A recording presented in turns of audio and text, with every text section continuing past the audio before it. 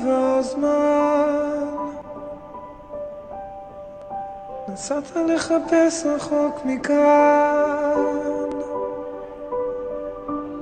ואני מחכה לך,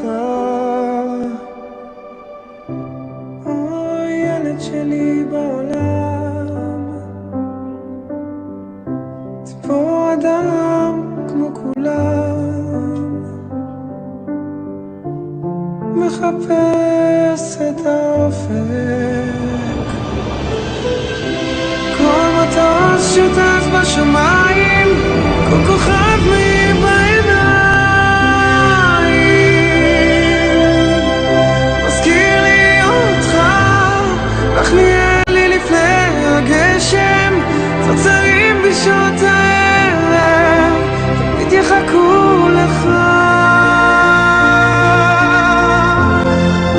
תמיד יחכו לך. או ילד כששקט, אני יושבת במרפסת לנגן מנגינות געגוע. או ילד תשתדל להגיע לכאן מהר, כך אני מבקשת בשקט. רוב האנשים אינם כותבים דבר אחרי שהם מתים, אבל היום אחרוג ממנהג זה לכתוב לכם דרך אורית, האחיינית שלי, אותה לא הכרתי. עברו 40 שנה מאז שעזבתי. למעשה, עברו יותר שנים בלעדיי מאשר שנים שחייתי ביניכם. ואם לומר את האמת, אני מתרגש. מתרגש שבאתם, שהתאספתם, ושאתם הולכים לצעוד בשבילי ילדותי. אני יודע שאחרי לכתי לא תמיד הייתי מנומס. קפצתי לבקר אתכם בלי הודעה מוקדמת. הופעתי לכם פתאום באמצע סרט או בעבודה. באוטו התחיל איזה שיר ברדיו שהזכיר לכם אותי, והתמונות התחילו לרוץ בראש. אני מתנצל. אני יודע שזה די מסוכן לנהוג ככה יחד איתי באוטו. גם בשמחות לא התכוונתי להפריע. אבל הייתי חייב, קלר, לנשוף לך לעורף בחופות של הבנות, כמו שעשיתי בחתונה שלך ושל חיים.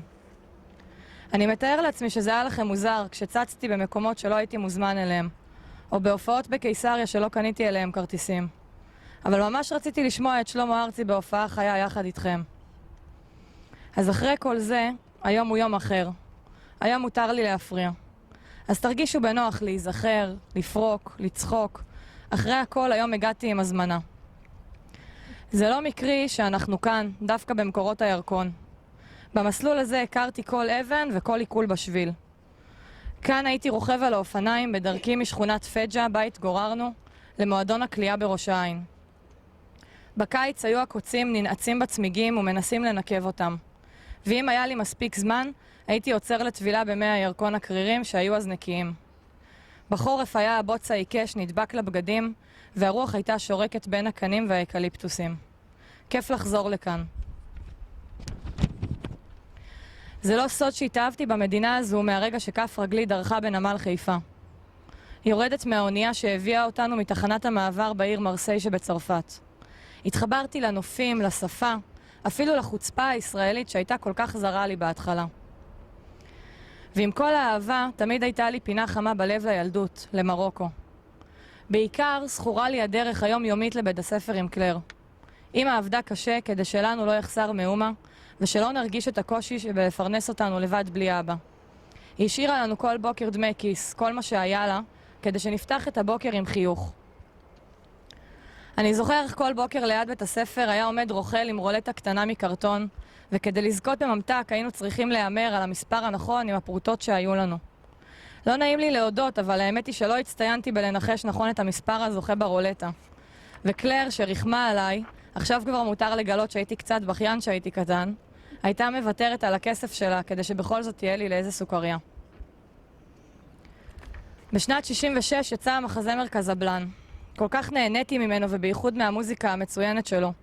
יורם גאון היה ונשאר זמר גדול. אחד השירים שהכי נכנסו לי ללב היה יש מקום. בשיר יש המון געגועים למרוקו, לקסם ולתמימות עליה גדלנו. לכל מקום אשר אליו אברח, ישנו מקום שלא אשכח. אותו תמיד עשה עימי בלב, יש מקום אותו אני אוהב. תרגישו חופשי לשיר ולהצטרף.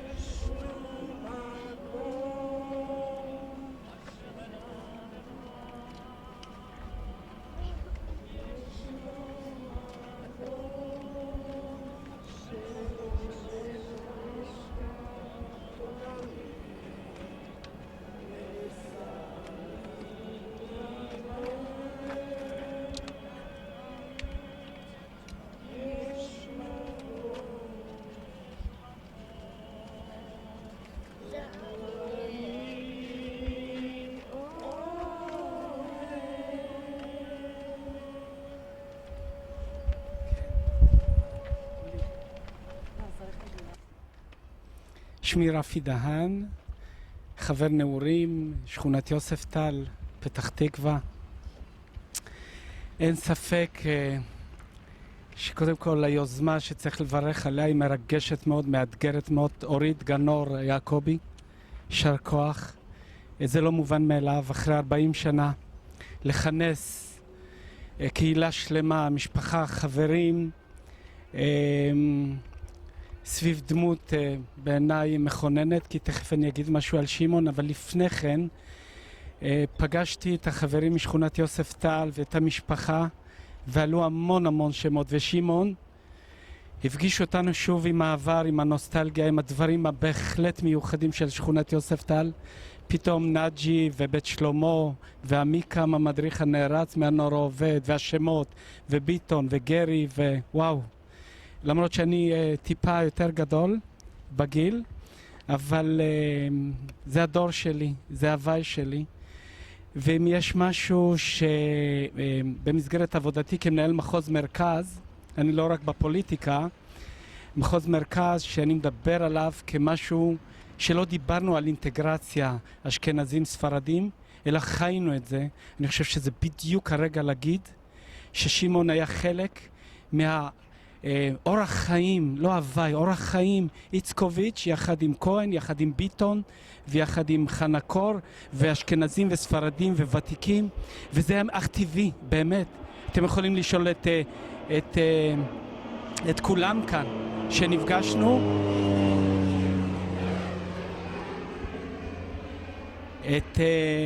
היו מכל העדות, ובאמת יצרנו אורח חיים שהוא בעיניי מודל שלא צריך לדבר עליו ולהגיד הנה אנחנו חיים במשותף, אלא חיינו, זה היה אורח החיים המשותף שלנו, ובעיניי זה נפלא. ושמעון היה חלק מהסיפור המיוחד הזה של שכונת פג'ה יוספטל שנות ה-60-70. צריך לזכור, שכונה של עולים, מהגרים אם תרצו, עם פג'ה ותיקה, עם ותיקים מאוד, ואשכנזים, ספרדים, בעיקר רומנים, מרוקאים ואולי עוד כמה עדות, והשילוב היה יוצא מן הכלל בעיניי. זה היה, אני נותן את זה תמיד כדוגמה לכל מי שרק רוצה לשמוע על חיים במשותף במדינת ישראל של כל השנים, ושמעון היה חלק מהסיפור.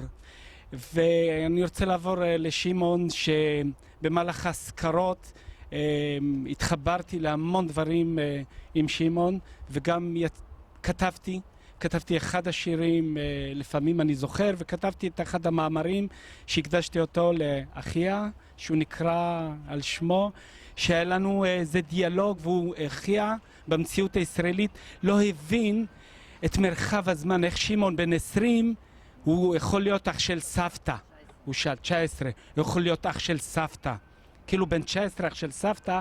אז ניסינו באיזה דיאלוג משפחתי להמחיש את המציאות הישראלית הזאת. אני לא בטוח שהצלחתי, אבל המאמר נמצא כאן בחוברת. ושמעון, אני חושב ששמעון הוא היה דמות, אם הייתי נותן לו איזה כותרת, מהחלוצים, וזה לא היה פשוט, זה לא מובן מאליו באמת בקרב העולים, העלייה עם כל הקשיים.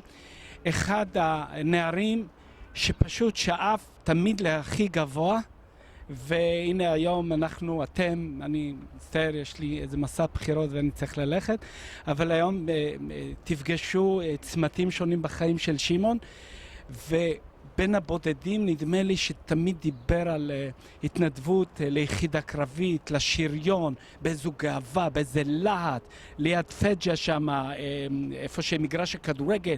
הוא היה מגיע ביום שישי ואומר, אני בעקבות אח שלי אלי, הגאווה הזאת, אני מתנדב, אני הולך לטנקים, אני הולך לשריון.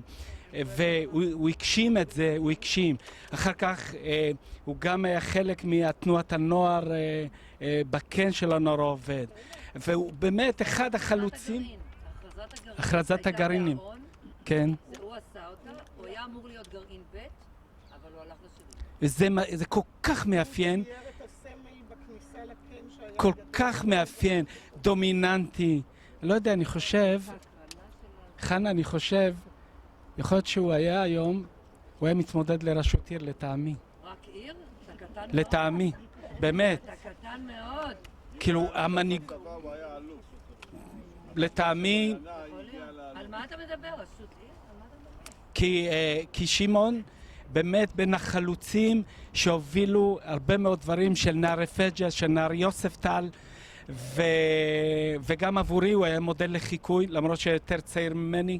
אני הערכתי אותו, לא יודע אם הערצתי, אבל הערכתי אותו מאוד, גם בדור שלו, גם בפעילות שלו. ואני, כפי שכתבתי במאמר, אני רק יכולתי להצטער, או בכתבה, או בדיאלוג שלי עם אחיה, יכולתי רק להצטער שגם הוא, לא כמונו, חיתן, העמיד ילדים לבר מצווה, חווה את החוויה של נכד, שזה חוויית אהבה מדהימה, אין כמותה בעולם, אני חושב. חבל לי. אבל אני חושב שזה בדיוק הסיפור המורשת. ובזה אני רוצה לסיים. יש איזה פסוק, כשמגביהים ספר תורה בבית הכנסת, אז אומרים, זאת התורה אשר ציווה לנו משה, מורשת קהילת יעקב. אז ציווה לנו משה, זו התורה, שהתקבלה בסיני, קיבל אותה בסיני מהקדוש ברוך הוא, אבל את המילה השנייה היא החשובה. זוהי תורת אשר ציווה לנו משה מורשת, המורשת. זה הרעיון, להעביר את המורשת הלאה. ואני חושב משפחת יעקב היא כהן, ואנחנו כולנו, אפשר להגיד משפחה, אני הגדרתי את עצמי כחלק מהמשפחה.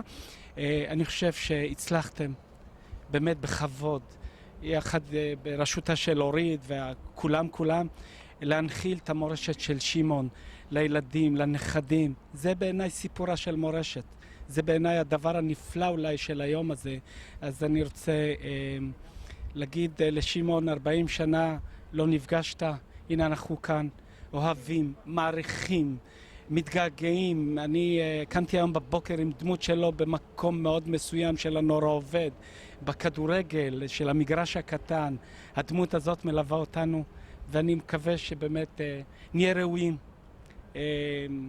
ראויים מאוד לשמעון, שיחד עם 2,657 מחבריו בלמו את פשוט, ואני יכול להגיד את המשפט שאני שמעתי, בלמו גם את המצרים וגם את הסורים, במקרה הזה שמעון בגזרה של התעלה, אבל הצילו את הבית השלישי. דיין אמר, האנשים האלה הצילו את הבית השלישי, מחורבן, בית שלישי. ושמעון הוא חלק מהסיפור שלנו, של הגבורה הנפלאה, של החברה שלנו, של חברת הנעורים, וזכינו, חנה, גרי, כולם, איצקו, ועוד אחרים. ותודה על ההזדמנות הזאת, באמת לדבר על שמעון בהערכה ובאהבה גדולה.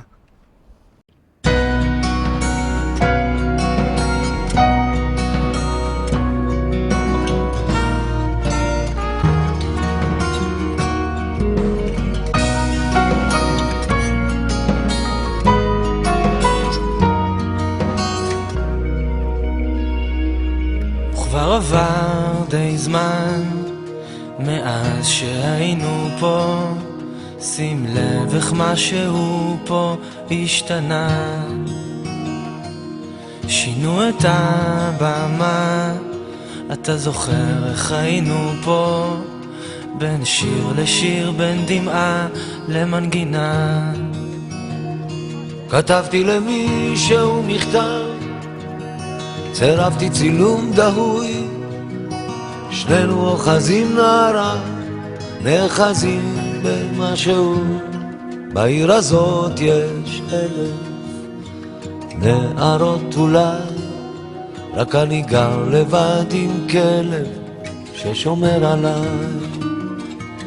וכבר עבר די זמן מאז הצילום ההוא, התחתנתי בינתיים, למה אתה לא עובר? האהבה היא משהו, לפעמים היא עוד טעות, על המלחמה אני לא רוצה לדבר.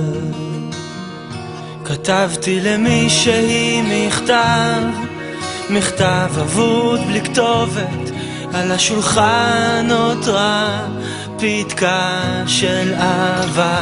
כתבתי לה, אני אוהב אותך, אוהב עד מוות, אני אוהב אותך עד אהבה. תשב, ניסע להופעה שני, נשכח מאיפה באנו. חושב מסע כזה בעננים, ודאי יועיל גם לנו. אנחנו כמו שירים מתנהלים בקצב, ראיתי אנשים בוכים בעצב. דיברתי כבר אלפי מילים ברצף, אז מה רציתי להגיד בעצם? שכבר עבר די זמן, הזמן האמיתי כבר לא מוביל אותי לשום מקום. אני חושב על הוריי שעשו אותי. אני חושב על ילדיי שעשיתי עד היום. כן, כבר עבר די זמן, הקיץ שוב מתחיל, מסיר את הבגדים, נהיה לי קל. העשב מתייבש, נחש בעשבים, לוחש ומתכחש לעוד קורבן. רק תשב, תשב, אז ניסע להופעה שלי, נשכח מאיפה באנו. חושב, חושב, מסע כזה בעננים, ודאי יועיל גם לנו. אנחנו כמו שירים מתנהלים בקצב, ראיתי אנשים בוכים בעצב. דיברתי כבר אלפי מילים ברצף, אז מה רציתי להגיד בעצם? שכבר עבר די זמן, שכבר עבר די זמן, שכבר עבר די זמן, שכבר עבר די זמן.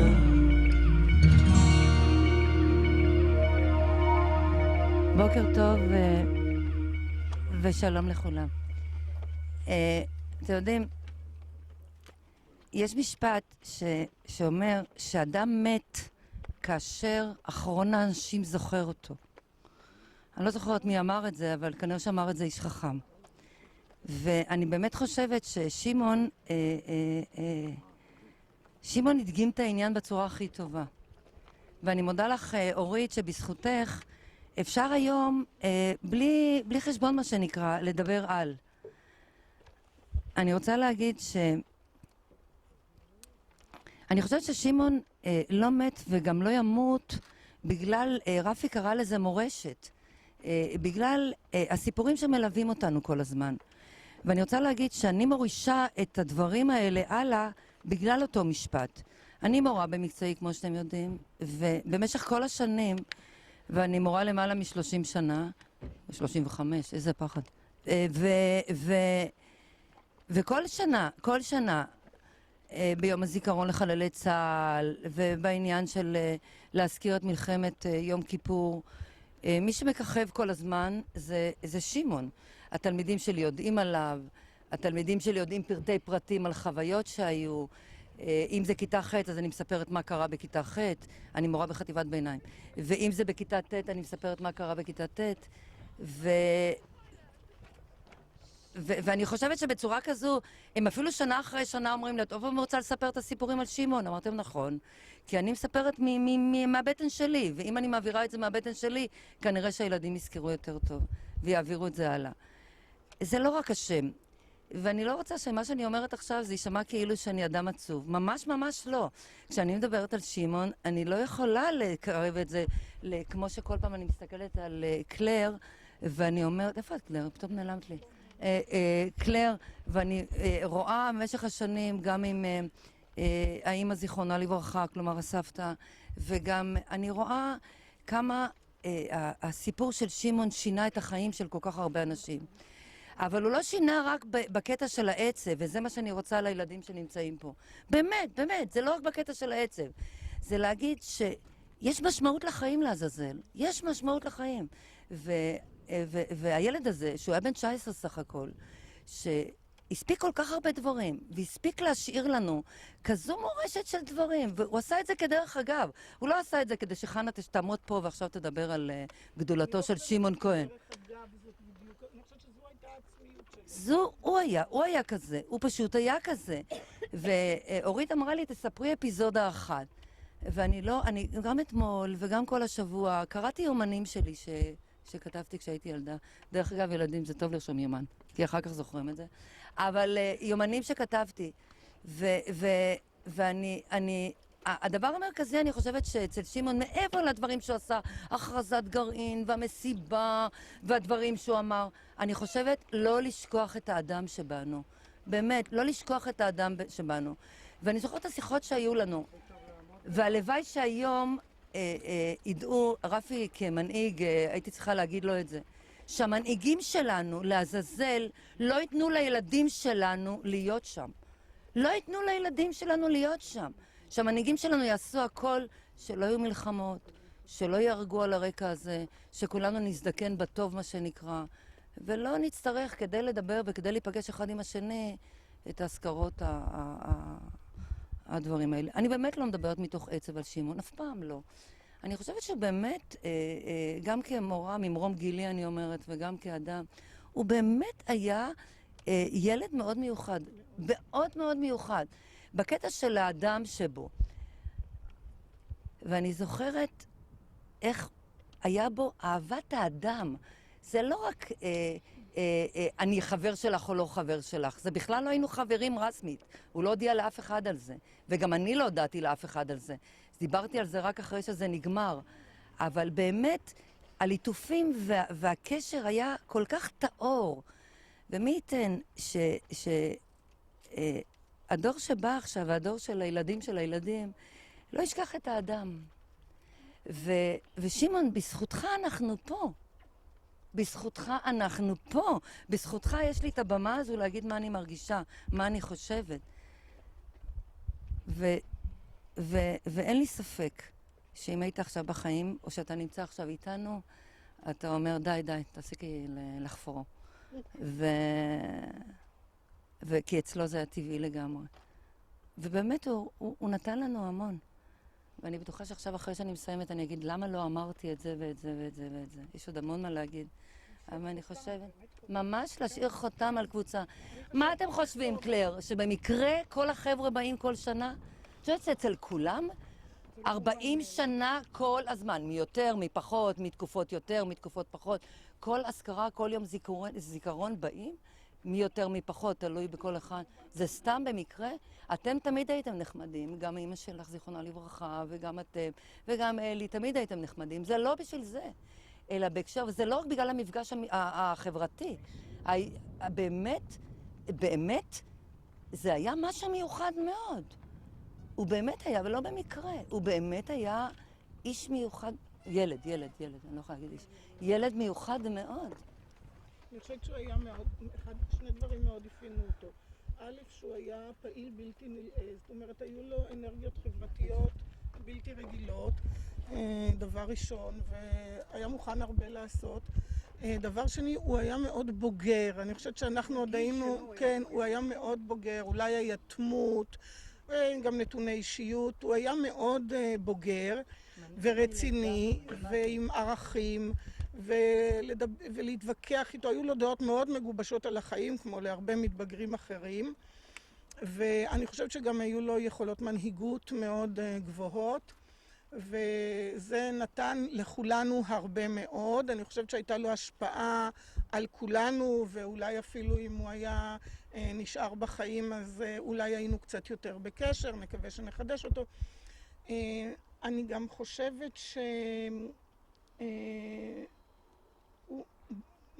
זה אני לא הכל זוכרת, אבל הוא באמת יצר את הקשר בין כולם. הוא היה מאוד פעיל בתנועת הנוער, ואני דרך אגב זוכרת משהו קצת אחר, עד כמה שזה נשמע היום אולי לא כל כך אמין, אבל בפעם האחרונה שראיתי אותו, הוא ירד מהתחנה ביוספטל ואני המשכתי עם אוטובוס 80 עוד 2 תחנות. הייתה לי הרגשה שזו הפעם האחרונה שאני רואה אותו. אל תשאלו אותי למה, אבל הייתה לי איזושהי הרגשה כזאת. הבאתי איתי כמה מכתבים שקיבלתי ממנו במהלך השירות הצבאי, מכתב אחד 4 ימים לפני שהוא נפל. אני אראה לכם אותו כמובן כשנשב באיזשהו מקום. להקריא אותו כאן? להקריא? אוקיי. אז אתם רוצים כאן שאני אקריא או שנשב?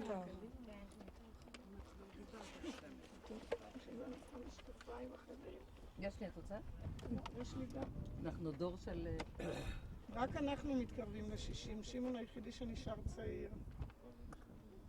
ואני רוצה להגיד לכם שגם ההורים שלי כל כך העריכו אותו.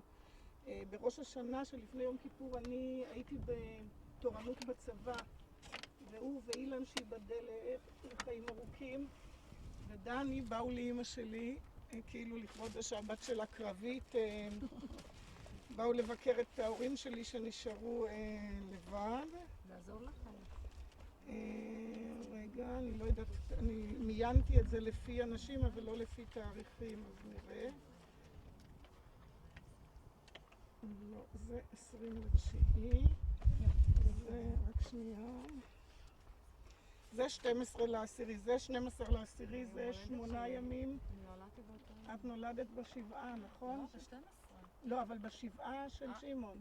לא, לא, לא, לא, לא. 6 ימים לפני. בשבעה יצאת מסורת, חי יצא לטייל. אוקיי. אז מה היה משהו בשבעה? אני טועה, אלי התחתן? לא, אני זוכרת שאנחנו באנו אליה, כתינוקת. חנה לשלום, מה נשמע אצלכם שם בעורף? בקו החזית המצב הולך ומשתנה. רגע, לאט לאט חנה. חנה לשלום, מה נשמע אצלכם שם בעורף? בקו החזית המצב הולך ומשתפר לאחר 6 ימי לחימה. אני מרגיש בסדר ואין מה לדאוג. בתקווה להתראות במהרה, להתראות שמעון. זה גלויה שהצבא... כן. אבל לנו אין מה 12 לעשירי, אין לנו... אם אתם תרצו, אני אתן לכם כמובן, ושלכם לפחות כמו שלי. זה יולי. נראה לי שהיה אחד גם יותר מאוחר, אבל אני פשוט, אמי נפטרה ואנחנו פינינו את הבית, אז מצאתי סדרת, באיזה ארון נשכח, מצאתי קבוצה של מכתבים מכל מיני אנשים, אני אתן להם את זה. טוב, כנראה שטעו אני לא רואה, אם אני אמצא טוב, אם לא אני... בתחנה הבאה את גם יכולה להקריא. כן. אם את לא מוצאת, אז אל תלחצי אחר כך. זה האחרון. אוקיי. לא, אלה כנראה יותר ישנים. בכל אופן, אולי טעיתי וזה היה 12. בכל אופן, 8 ימים לפני שהוא נפל. זה מה שקיבלתי, ומן הסתם זה נשמר, וטוב שכך. יש כאן מכתבים מעוד אנשים שיהיו בריאים, שנמצאים פה חלקם.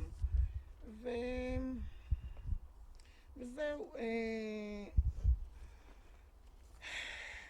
האמת שכשזה קרה, אני חושבת שכולנו היינו די ילדים. אני זוכרת שזמן קצר לפני המלחמה חשבתי על זה שהחבר'ה שלנו ילכו עכשיו להילחם ואיך, כאילו אנחנו ילדים ולא, רק התגייסנו וזה תפס אותנו.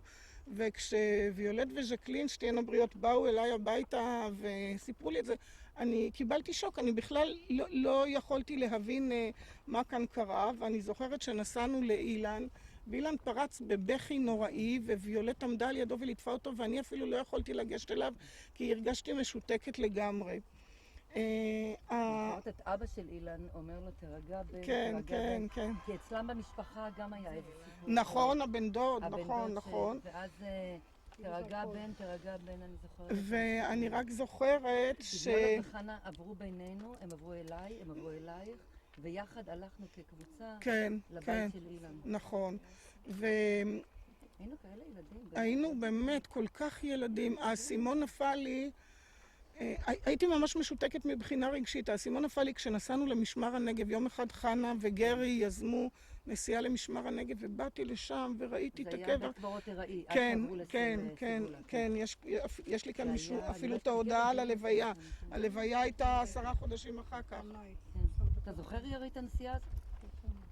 לא חשוב, אני אמצא את זה, כן. נסענו ואז ראינו את וראיתי את הקבר, והמחשבה ששימון נמצא שם בכלל לא נראתה לי הגיונית, לא נראתה לי מתקבלת על הדעת. זה הנה, שמעון כהן השם ינקום דמו, שנפל במלחמת יום הכיפורים ביום 20/10/73 בסיני. יובא למנוחת עולמים מחר, יום רביעי, י' אלול, תשל"ד, 28/8/74, זאת אומרת 10 חודשים אחר כך, בחלקה הצבאית בבית העלמין בפתח תקווה, בשעה 3 אחר הצהריים, אוטובוס יוצא מבית ההורים. פתח תקווה זה היה אחרי שהוא עבר משם, כי שנה שלמה הם היו 10 חודשים הם היו בית קברות ארעי שם, כי היו כל כך הרבה הרוגים. ואז פעם ראשונה רגשית הבנתי מה שם קרה. טוב, היינו צעירים מדי להבין את זה, וכמו שחנה אמרה, נקווה שהמנהיגים שלא- שלנו ידאגו לכך שהילדים שלנו והנכדים שלנו לא יהיו בשדה הזה שוב. שהם ידעו לחיות את החיים.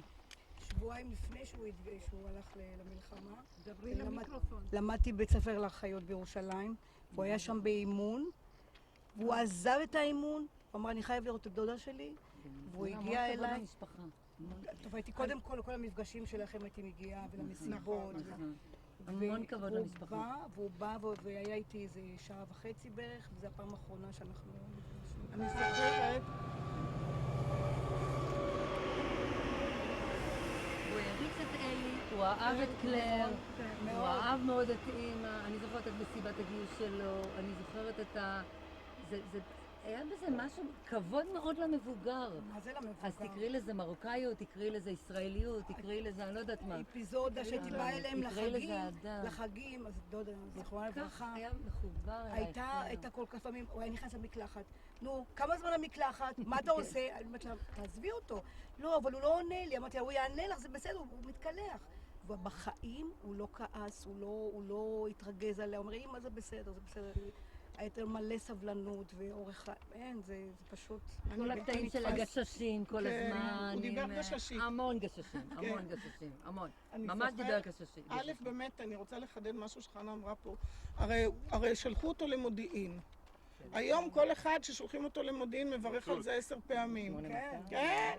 הבת שלי. שלחו אותו למודיעין, ויכול היה לצאת לנחל, אבל הוא רצה ללכת הוא עשה את הכרזת בדרכו, היה שותף מאוד פעיל בהכרזת הגרעין, ובכל זאת הוא החליט ללכת לשריון.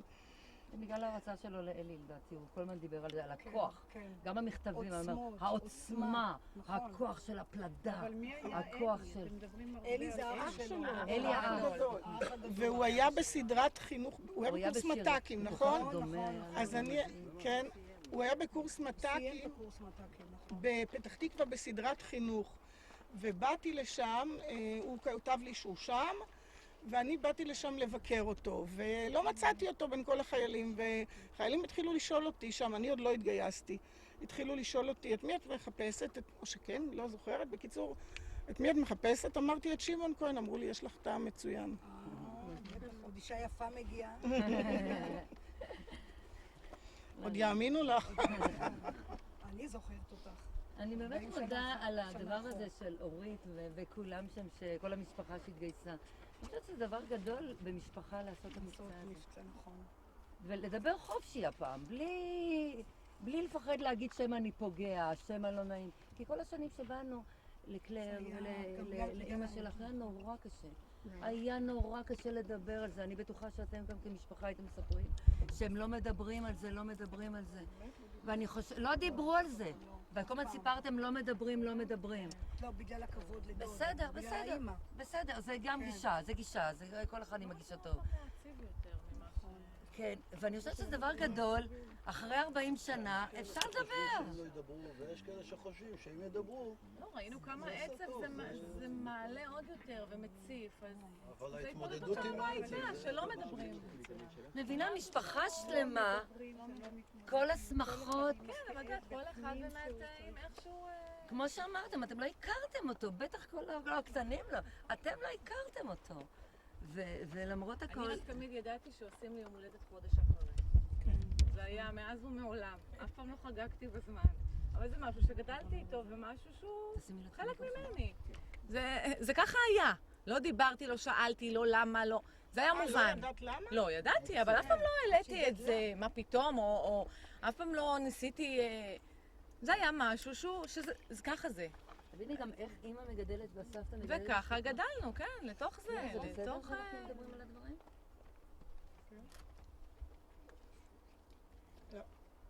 בתקופת החגים, מן הסתם, מאז ומעולם הייתה מאוד קשה. עד היום. זה חודש שהוא... אני יכולה להגיד מה אני עוברת. גם משהו שהוא לא מובן, ומשהו שאני לא יכולה להסביר.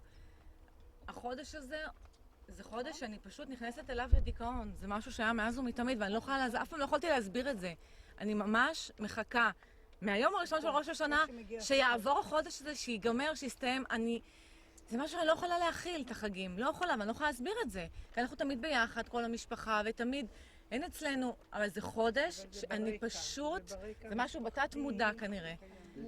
זה חודש שאני לא יכולה לעבור אותו, לא יכולה, מחכה שיסתיים. וזה משהו שהיה מאז ומתמיד.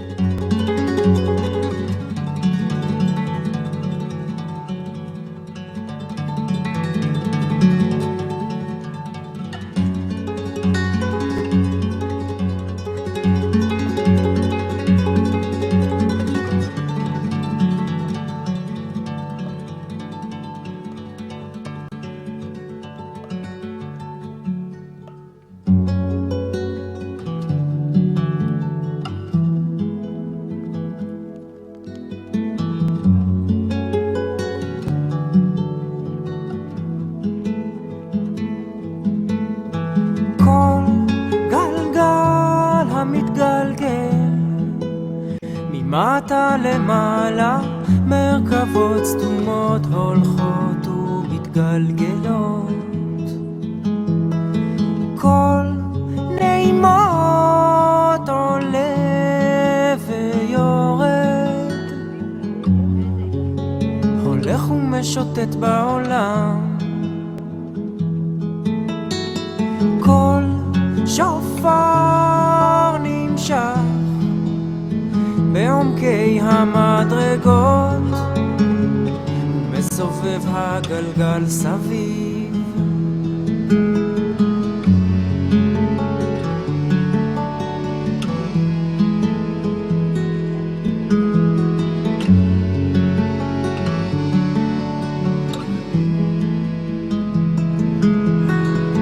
כל גלגל המתגלגל מטה למעלה, מרכבות סתומות הולכות ומתגלגלות. כל נעימות עולה ויורד, הולך ומשוטט בעולם. כל שופר נמשך בעומקי המדרגות, מסובב הגלגל סביב. כל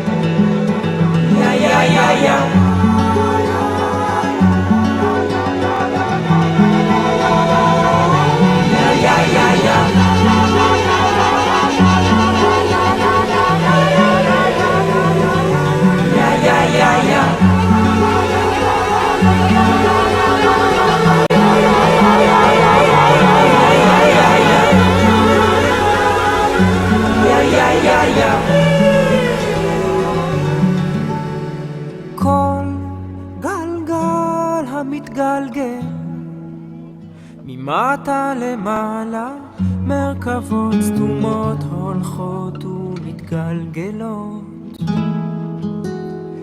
כל נעימות עולה ויורד, הולך ומשוטט בעולם. איך אפשר היה שלא להתאהב בשלמה ארצי שפרץ לחיינו עוד כחייל צעיר בלהקת חיל הים, וכמובן בזכייתו בפסטיבל הזמר של שנות ה-70. מאז הוא התקדם ושמעתי שהפך להיות הזמר הלאומי שלנו. גם עליו, כמו רבים מבני דורנו, המלחמה השפיעה ושינתה מסלול חיים. הוא כתב על כך בטורו בידיעות אחרונות בשבת האחרונה, 40 שנה אחרי המלחמה. 2656 חבריי.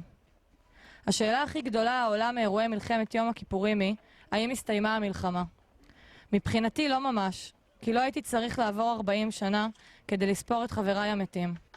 אני עושה את זה לצערי כל שנה לבד. מלחמת יום הכיפורים הייתה עבורנו הכת שהרג לנו אז את החלום. ואם מחפשים אשמים, הם תמיד יימצאו בדרג המדיני, הצבאי, ואולי גם אפילו במצב של העם באותם הימים. מה שברור בהיבט האנושי הוא שמאז ששבנו מהמלחמה טעינו בחלל, תוך שאנחנו מקללים את הקונספציה שהובילה למותם של 2656 החברים שלנו, שנהרגו בכיפור אחד ללא כפרה. כל השנים מאז רציתי לכתוב ולשיר עליה ועליהם, אבל פחדתי להיראות כמו אותו נודניק משוגע ששולח כל הזמן אותו מכתב לשלטונות ומתלונן. אז כששותקים, זה לא אומר שאין לך מה לומר, אלא שקשה להגיד את זה. אז אני שותק, ורק בגיהנום הפרטי שלי מזמזם שיר ישן בשם אחים לנשק של להקת דייר סטריט. השמשות נשרפו בגיהנום והירחים רכבו גבוה, ואני אמרתי שלום לחבריי שהלכו לגבוה.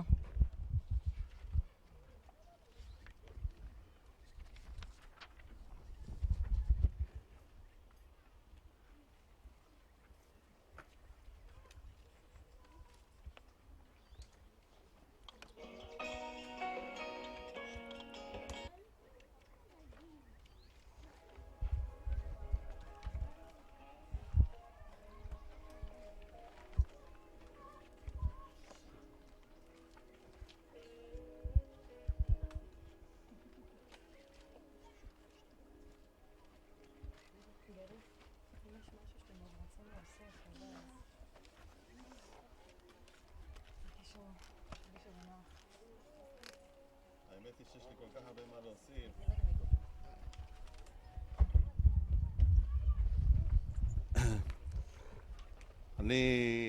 קשה לי קצת להתבטא כי אני לא מורה, אבל כן, אבל האמת היא שאני ושמעון, או שמעון ואני, בילינו הרבה מאוד שעות ביחד, הרבה מאוד. אני מרשה לעצמי להגיד שאפילו הייתי חבר נפש שלו. זה היה מתחיל מזה שהוא היה נכנס אלינו הביתה ומדבר עם ההורים שלי ברומנית, וניגש למקרר, ואמא שלי עבדה בקונדיטוריה, אז תמיד הבית היה מלא בעוגות, והוא מאוד אהב את השטרודלים שהיו ממולאים בשוקולד, והיינו יושבים ומדברים שעות ומשחקים, והיינו יושבים במרפסת וכותבים כל מיני מכתבים לכל מיני אנשים, מי שיודע יודע.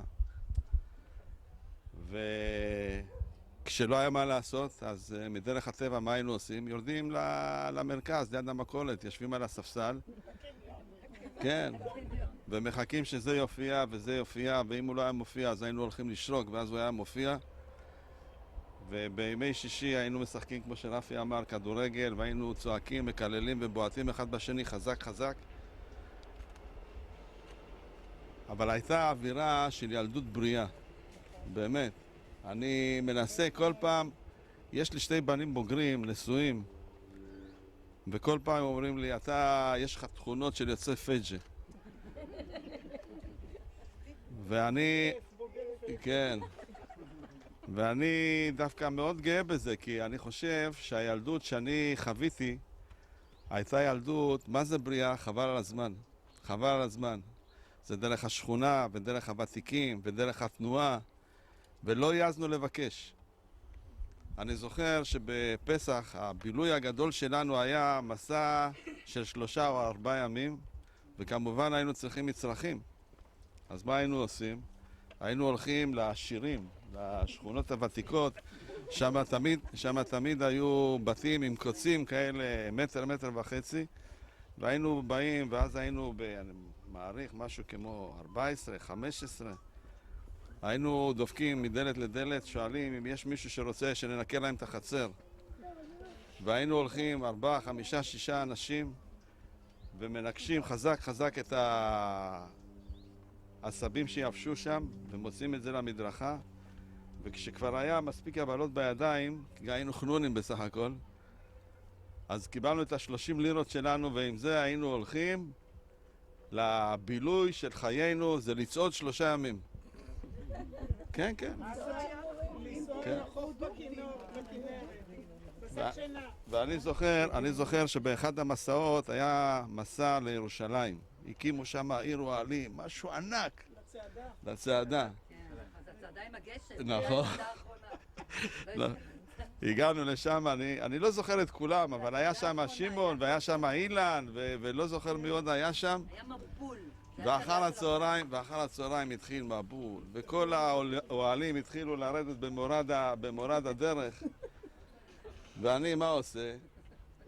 ידעתי שהתעשייה האווירית הקימה מאהל קצת יותר רציני, במורד הזה. אז הלכתי למאהל, וכל הלילה שמעתי, גרי, גרי! הוא היה בבית ספר אבוקה, אז הייתה לו איזה ידידה. בקיצור, לפנות בוקר נפגשנו. עכשיו, היה לחץ על האוטובוסים.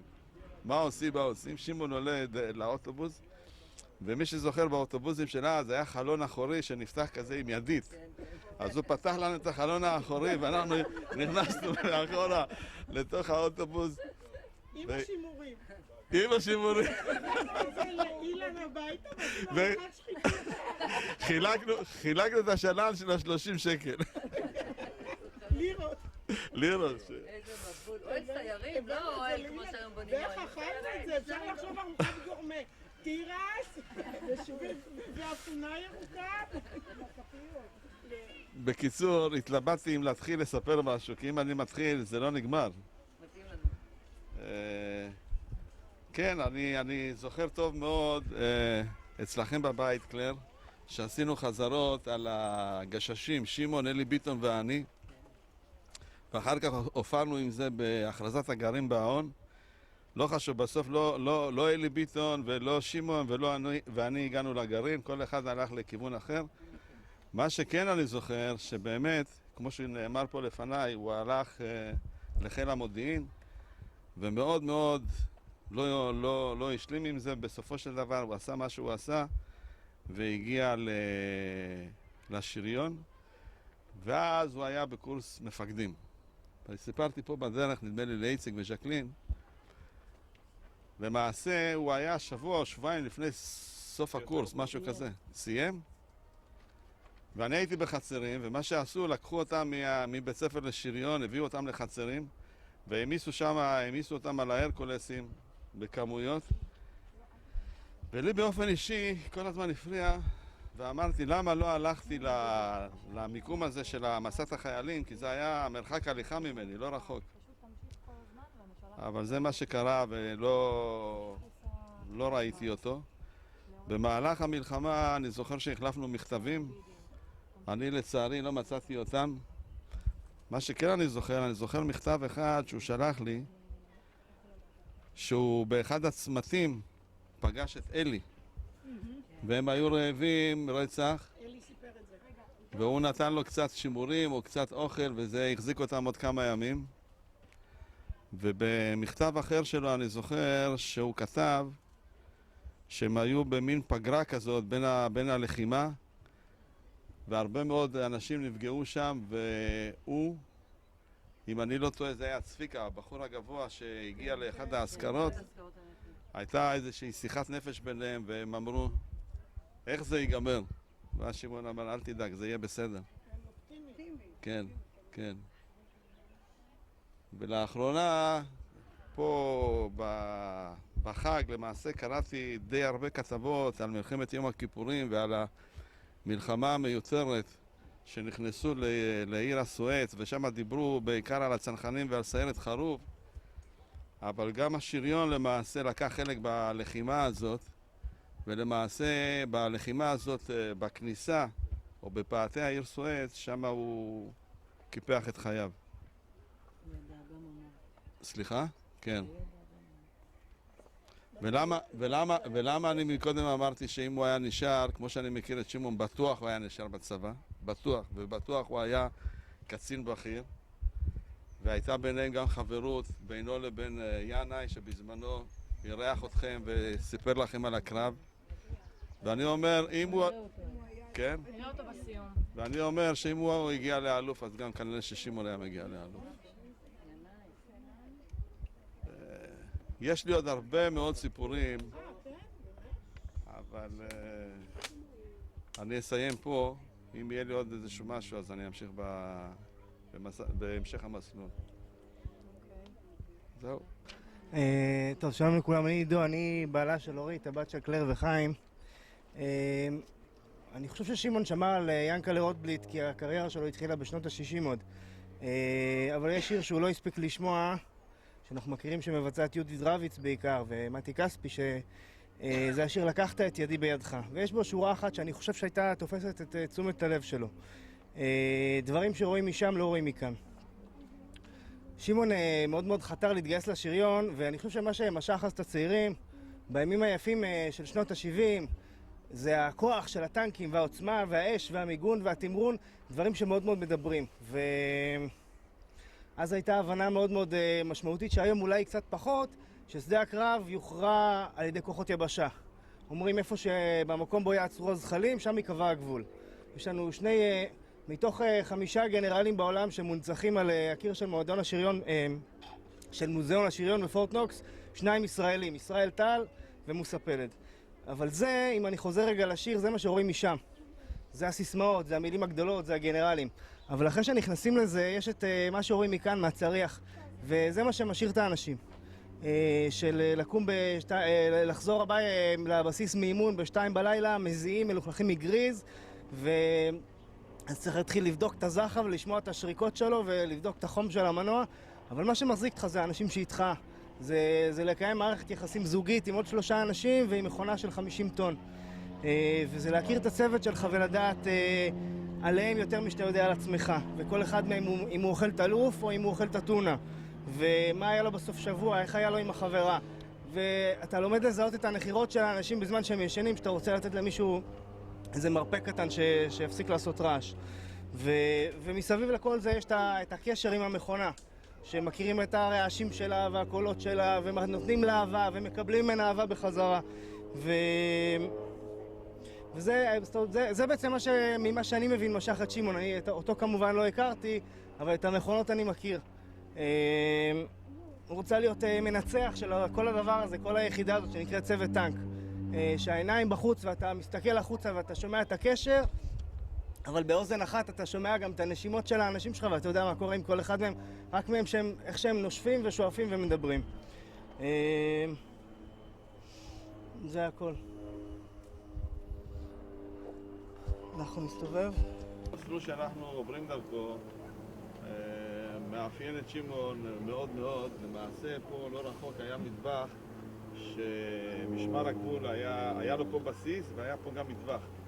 והוא היה בא פה במסגרת גדנ"ע לעשות מטווחים.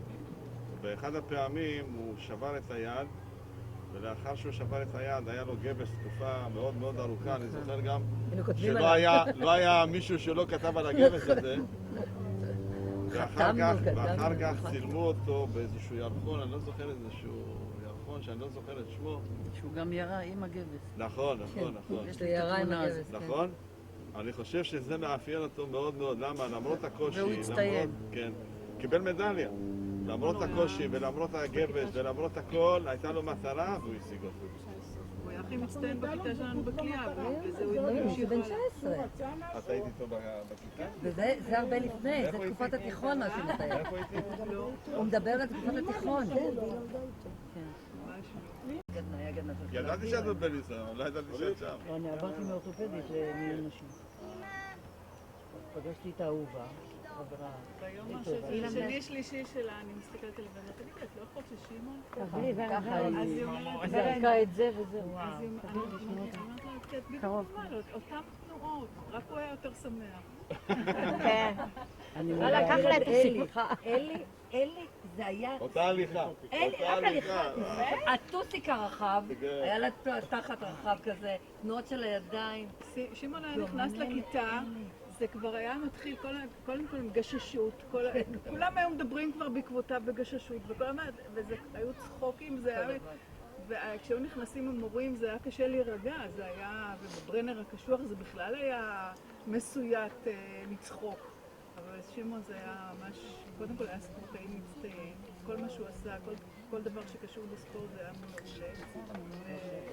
חוש הומור וצחוק. זוכרת שאחרי המלחמה ישבתי בספרייה, ובספרייה היה שם... שנייה. היה שם, הייתי בספרייה, ויצאתי מהספרייה, ופתאום ראיתי שם את אלי אז סיים את התואר, הוא היה אגרונום, אלי אגרונום, נכון? והוא למד אז ברחובות, משהו, ירושלים, אני לא זוכרת, והוא בא פתאום, וואלה, אני כמעט התעלפתי. אני אומר לכם, זה היה ממש שמעון. זה ממש היה שמעון. עם הטוסיק הרחב, עם הידיים המלאות. שמעון יותר בקנים אולי, בשמעון היה יותר גרוע. בסדר, אבל לנו בתנועות... הייתי מדברת שהיא מזהה אותך כשמעון, הליכה. כן, כי אימא בהירה, כמו שמעון. כן, ולא במקרה, הוא הריץ אותו. הוא היה מדבר בהמון הערצה לאח הזה. באמת, זה היה אח שנערץ כזה היה כל הזמן. זוכרת שאני כמעט התעלפתי, לא יכולתי לדבר איתו. כי כל כך, זה היה ממש, הוא היה שם. זה היה... טוב, כשמחפשים אנשים מוצאים אותם, אתם יודעים איך זה.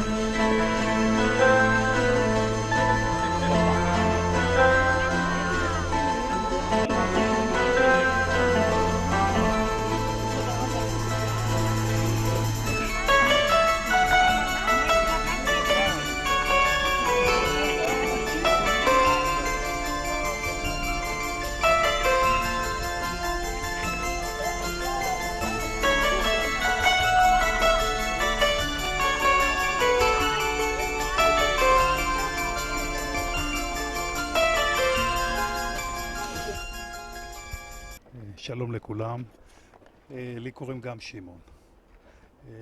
למדתי עם שמעון כהן בתיכון. לא שומעים אותך.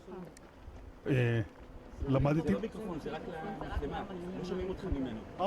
אוקיי, אני ארים את הכל. אז למדתי בתיכון ברנר עם שמעון כהן. שמעון כהן נהרג ביום ההולדת שלי, ב-20 באוקטובר. אז ברור מאליו שכל פעם שאני חוגג את יום ההולדת אני זוכר אותו. אפילו עכשיו הייתי בחו"ל, הייתי בגרמניה, סיפרתי עליו לאנשים שמכירים אותי הרבה שנים שם. בשנים האחרונות, מעבר לזה, מה שאני עוסק, אני אדריכל, אני עוסק בכתיבה ספרותית. ובין היתר, כתיבה בנוגע למלחמת יום כיפור. למרות שאני לא נלחמתי, אני הייתי בכלל גולני והתגייסתי 3 חודשים אחרי תום המלחמה. אבל נראה לי שמי שהיה שם מתקשה לדבר ולכתוב, ואולי במידה מסוימת זה המלחמה שדיברו עליה, זאת אומרת, המלחמה הנוראית הזאת, שכתבו עליה הכי פחות. ודווקא עכשיו, 30-40 שנה אחרי, הדברים צפים ונכתבים. אני כותב משהו רחב יריעה, שאני כבר מתעסק איתו כמה שנים ועושה תחקירים ונפגשתי, אבל בסופו של דבר הוא יהיה רומן, מה שנקרא. סיפור רחב יריעה. מה כתבתי בזמנו משהו, רק כשהתחלתי לכתוב, כתבתי משהו ארוך על שמעון כהן, והחלטתי קצת לקצר, להתרכז רק במה שקשור אליו. זה מעין, בא בעקבות חלום שחלמתי עליו. אז אני אקריא את זה, אני אשתדל, זה 2 דפים.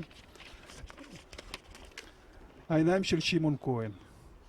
כל שנה העיניו שבתצלום בוחנות אותי. פניו וחזהו מרחפים בתוך מודעה מעורכת, הנגמרת במילים מנחמות, בשעה 3:30 אחר הצהריים. אז ניפגש, עוד לפני שיבואו צללי בין 40. בשנה שעברה השתבש שם משהו בעיתון. בין השמות המקיפים אותו נשאר ריבוע זהיר שגם המחשב לא הצליח לדחוס אל תוכו צער נוסף. כמו באיגרת אוויר חצו 10 שורות אופקיות את המרחב האינסופי שהצטמצם לגודלו של בול. בו אתאר באותיות זהירות, אישון, איך העולם ממשיך להסתובב אל שום מקום, ואחר אקרא ואהיב ברוח, והתפלל שיד נעלמה מבין העננים תמשוך ותצחק איך שהזמן עובר. העיניים של שמעון המביטות אליי מתוך הנייר אינן צוחקות, גם לא עצובות. אם מסתכלים מקרוב יהפכו פניו למסך גרגרי דפוס. אלומות נשלחות פרודות עופרת אל תוך קיפולי המוח, מחרידות מרבצן זמן אחר. שערו מסורק עם שביל בצד שמאל כמו פעם, ושרשרת הנעלמת מתחת לצווארון חולצתו נושאת קליע מעל מפתח ליבו. אין פה צבעים בתצלום שמסביבו חגים מילות הזכרה כירחי השכול. פניו, שערו וחולצתו נצרבו בשחור לבן, כמו בעולם בין 40 שבו דעכו הצבעים לנצח. עד שאני מתחיל להאמין כי גם צבע עיניו תמיד היה אפור. מבטו דרוך קלות, כפי שהיה מחכה להנחתת המגיש במגרש הכדורעף. בטוח ביכולתו לקפץ אל הרשת ולהנחית, ולכשיוחזר וינטר הכדור מתוך שטחנו, שטח מוגן מאש וממול גאה הרגע. כמה אפשר להגן על מחצית מגרש כדורעף המכוסה במרצפות בטון 40x40, אפורות, כואבות, כשאתה פוגש אותם עם המרפק או עם הברך. תרים לרשת, הוא צועק, עם הרש הגרונית שלו, המתגלגלת כעד מעבר לגבי. וכשאני מסתובב לאחור בלילות, הוא כבר נעלם, נמלט אל שטח אחר. שנה אחר שנה אני גוזר במספריים מתוך עמוד מודעות האבל ומקפל, תמיד אותו יום שישי האחרון לפני הכ"ד בתשרי. דף סוף שבוע, כפול, סדין זיכרון המכוסה באותיות שחורות, אלה שמתחת ואלה שמעל. מעל ניצב חוג הסרטן ומתחת חוג הגדי. שנה ועוד שנה נארזים בתוך ניילון שקוף כדי להיגזר לבסוף לפתיתי נייר המושלכים כאפר לרוח. רק את מודעת השנה האחרונה אני שומר כפיקדון, עד שתתחלף באחרת. מנסה לעשות סדר בין ההזכרות המתרוצצות סביבו כשליחים בעולים. שוב ושוב מצטרפים אליו באותו שבוע חללי אחי אלעד וחללי חיל השריון. עוד ועוד מתים חדשים, והוא כתמיד ממתין להם במודעה המעורכת 4.5 אינץ' גובה ואינץ' 1 רוחבה. כמה זיכרון וייאוש מתחבאים בכל כך מעט אינצ'ים, כמה אינצ'ים מרובעים מסתתרים בתוך מגרש כדורעף. כמה ליטרים מעוקבים של פחד מסתתרים במכלי הדלק של מטוס מטען העומד להתרסק מעל ראשו אל תוך עיר בירה. הקברניט ושני אנשי צוותו, גם הם בכ"ד בתשרי, חגים מעל עיניו רגע לפני שהתרסקו אל תוך העיר אמסטרדם, זו של ז'אק ברל הזועק ובוכה בנמל העיר. הם מנסים להגיד לנו משהו, כל המתים בין מודעות האבל של הימים הנוראים, שמצידם האחר חוגגים ספורטאים ומניפים ידיים מעל דשא ירוק של מדורי הספורט, ואינם יודעים כי מתחת רגליהם, מתחת ל7 מילימטר נייר מתהפכת האדמה. ים, אוויר ויבשה, רקיע מעל רקיע מכסים עד קצה הדף. אותיות נושאות עופרת טריה כמו ריחו של הדבק החם. אותיות מוקפות שחור מסגרת, מלבן תומך במלבן, נאחזים, נדחקים אחד אל השני, למצוא מפלט משריקת טילי סטיקס וסגרים ומצווחת פלדה נקרעת של גחון שריון, בטן מטוס או משחטת. איריס ממלמלת בשנתה העברות קטועות, אולי נהנית לצרחות העולות מתוך דף העיתון. אני נוגע בכתפה עד שהיא נרדמת. אחר אני שומע קול נוסף, כמו תפילה הנאמרת, מתוך היכל חשוך, ששורות ספסלים נמתחים ממנו עד קצה הלילה. אני לא מעז לקום, גם לא להדליק את האור, אבל אני יודע שהוא שם, מסתתר בין הצללים, במקומות החשוכים שגם נר נשמה או זרקור צריח טנק לא יצליחו להעיר. פעם ראשונה שהוא עונה לי אחרי 30 שנה. זהו, אני בטוח. את הרש הגרונית שלו אני מזהה בקלות. כאילו יצאנו להפסקה קצרה, וכעת אנחנו שווים לשחק את משחק הכדורעף של החיים. תרים לרשת, יותר גבוה הוא צועק, והקליע התלוי על שרשרת צווארו משתחרר מאחיזתו בחוליות הברזל הזהירות, ומתעופף כבלון מלווה בפתיתי נייר אל שמי הלילה. מתוך האפלה דמותו מתקרבת, חוזרת ללא ערף על צמד מילים שאינני מצליח להבינם. אני מוטל חסר אונים במיטה, עיניי עצומות. איך אפשר להתקרב אל מישהו שהרחיק מאיתנו לפני שנים כה רבות? והוא, כמי שקשוב לתחינתי, מעט את הקצב בין המילים עד שאני מצליח להבין. חום דבש, חום דבש, חום דבש הוא לוחש.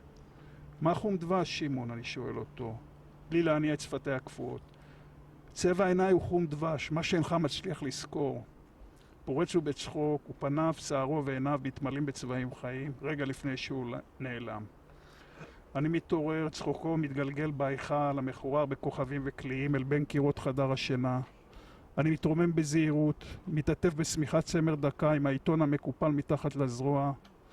אני פותח את הדלת ב1 בלילה, דלת הפונה אל מרפסת הגג, וצונח על מיטת השיזוף. 1 בלילה, מחר, בעצם כבר היום, ה-20 באוקטובר, יום הולדתי, המתאחד כמו בלילה ההוא עם כ"ד בתשרי. נעשה כבר קר בחוץ, הירח המתמעט, האחרון שראה בשעה הזאת, עולה מבין גגות העיר, מתגלגל ונשמט אל דיונות סיני ומשתקף בפני האגם המר.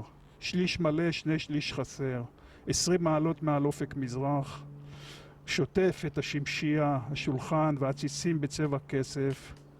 אז אני מקפל את העיתון אל החזה, תמונתו מרחפת מעל מפתח לבי.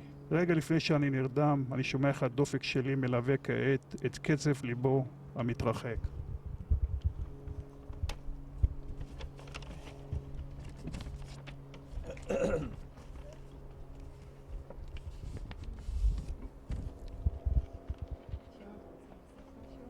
להגיד עוד משהו? כן, 2 דברים שקשורים למלחמה הזאת. אני ביום הרביעי או חמישי למלחמה הייתי בתקופה שבין גמר הלימודים לגיל הגיוס, וכל לילה הייתי אסורה לישון בבית של החברה עדיין. אז הייתי הולך ברגל מהבית שלה שם ליד בית ספר פיקה לכיוון כפר אברהם, איפה שהוריי גרו. ואני זוכר שזה היה חשוך אז בלילה, לא עירו, הייתה הפעלה, נדמה לי, אחרי זה הפסיקו כבר עם זה. ואנשים, משפחות שלמות עמדו במרפסות לקבל את הבשורה. זה היה משהו בלתי נתפס. אתה הולך בלילה, בשעה 12 ב1 בלילה, המרפסות מלאות באנשים שעומדים ומחכים, לא מדברים, וזהו. ובפינת עוזר חיים, רחוב ההגנה, היה לוח מודעות עגול עם סרטים, ופתאום היה כתוב שמעון כהן. אתה עומד באמצע הלילה,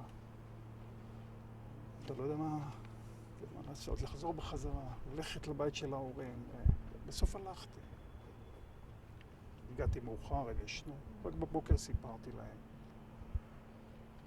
30 שנה אחרי באתי לבית הקברות, זו הייתה אזכרה ראשונה. ניסיתי לבוא כמה פעמים לפני, ותמיד משהו מנע בעדי, ואחרי 30 שנה עוד פעם, יום ההולדת התאחד, ובאתי. אתם רובכם לא הכרתם אותי למעשה. ובבית הקברות אמרתי לו, תן לי איפה נמצא בדיוק הקבר של שמעון כהן. אז הוא אומר לי, איזה שמעון כהן? ואני אומר לו, שמעון כהן שנהרג במלחמת יום כיפור. הוא אומר לי, יש 2.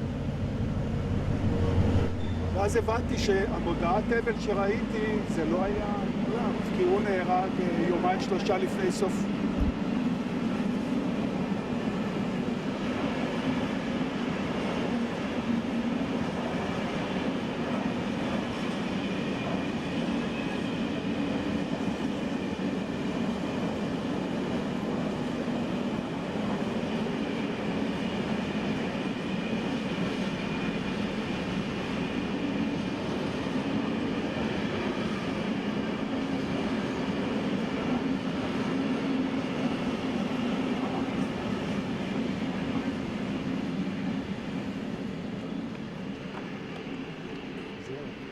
שמעון כהן שלכם זה בן חנניה וסימה, והוא היה בן ג'וליה ויעקב נדמה לי. וזהו, ואותה הזכרה, אחרי זה אפשר להגיד שחלה ביום הולדת, היה לי מצב רוח נוראי. וזהו, פשוט אמרתי נלך לאיזה בר בתל אביב ונשתה. לבד, לא רציתי. ובדרך קיבלתי מספר מוזר, שהיה ברור שזה מספר מחול. צלצלה אליי מי שהייתה שנים חברה שלי, גרמניה. והיא אומרת לי, אתה נשמע נורא, מה קרה? אז סיפרתי לה. אז במשך שעה עמדתי ליד השוק הסיטונאי, סיפרתי לבחורה גרמניה על שמעון כהן, על הילדות, על התקופה שלנו, על המלחמה הזאת, ככה. וזהו, זה...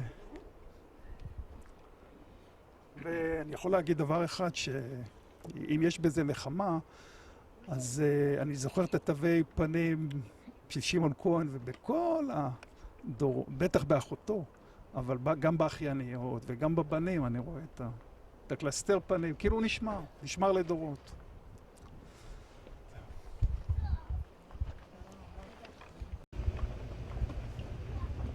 תרשי לי אורית קודם כל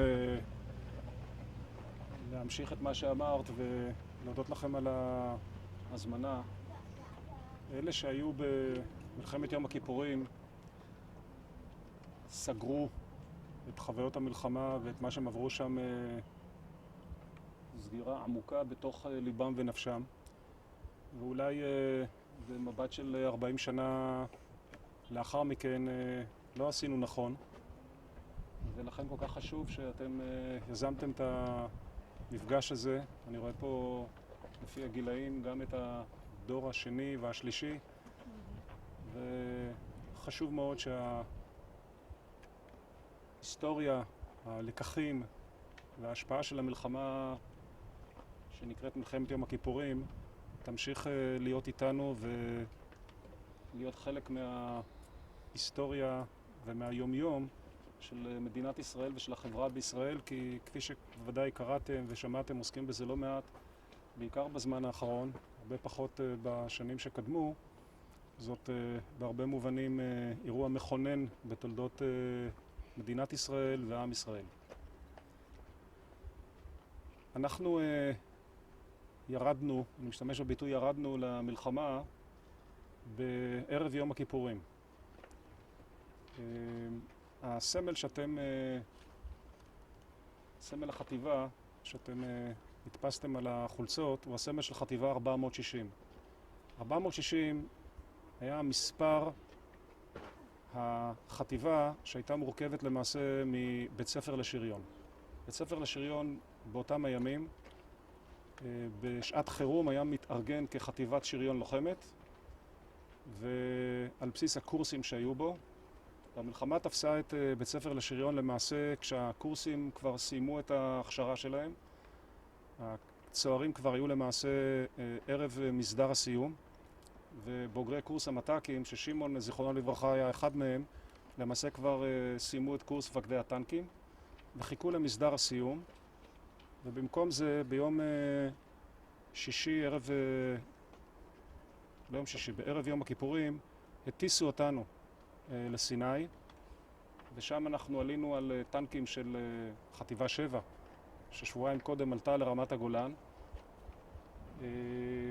ולמחרת בבוקר, כשכבר גמרנו את ההתארגנות, בשעה 2 פרצה מלחמת יום הכיפורים, ואנחנו התחלנו את המסע שנקרא מלחמת יום הכיפורים של גדוד טנקים מספר 198, שבבסיסו הוא בעצם היה קורס מפקדי טנקים של טנקי הסנטוריון, טנקי השוט קל. הוא כלל למעשה 4 פלוגות. זה גדוד גדול מאוד. בגדוד רגיל יש 3 פלוגות, אבל בגלל שזה בית ספר לשריון, היו שם 3 פלוגות שהורכבו מהצוערים במגמת סנטוריון של קורס קציני שריון, ששם אני הייתי, ו2 פלוגות טנקים של בוגרי קורס מפקדי טנקים, ועוד פלוגה שהורכבה ממדריכים שהיו בבית ספר לשריון. 4 פלוגות, 45 טנקים יצאו למלחמה ב2 בצהריים ביום הכיפורים. בבוקר למחרת נשארנו 13 טנקים. אני לא הייתי אז עם שמעון כהן, אני לא הכרתי אותו.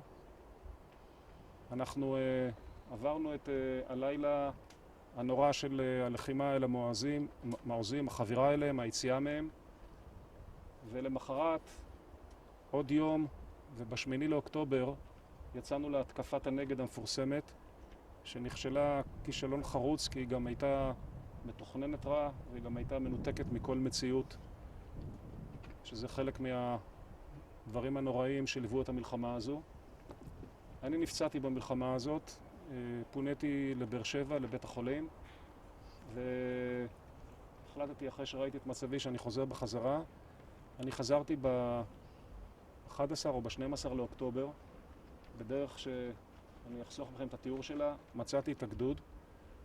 הם מאוד שמחו שמישהו גם חוזר משם ולא רק הולך לשם.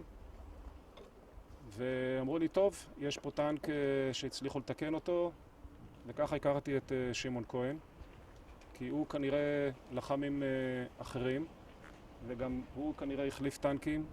מעולם לא הספקתי לברר איתו את מה הוא עבר עד אותו זמן. וקיבלתי צוות שלא הכרתי אותו, שהיה מורכב מחניכים בקורס מפקדי טנקים, ושמעון היה נהג הטנק.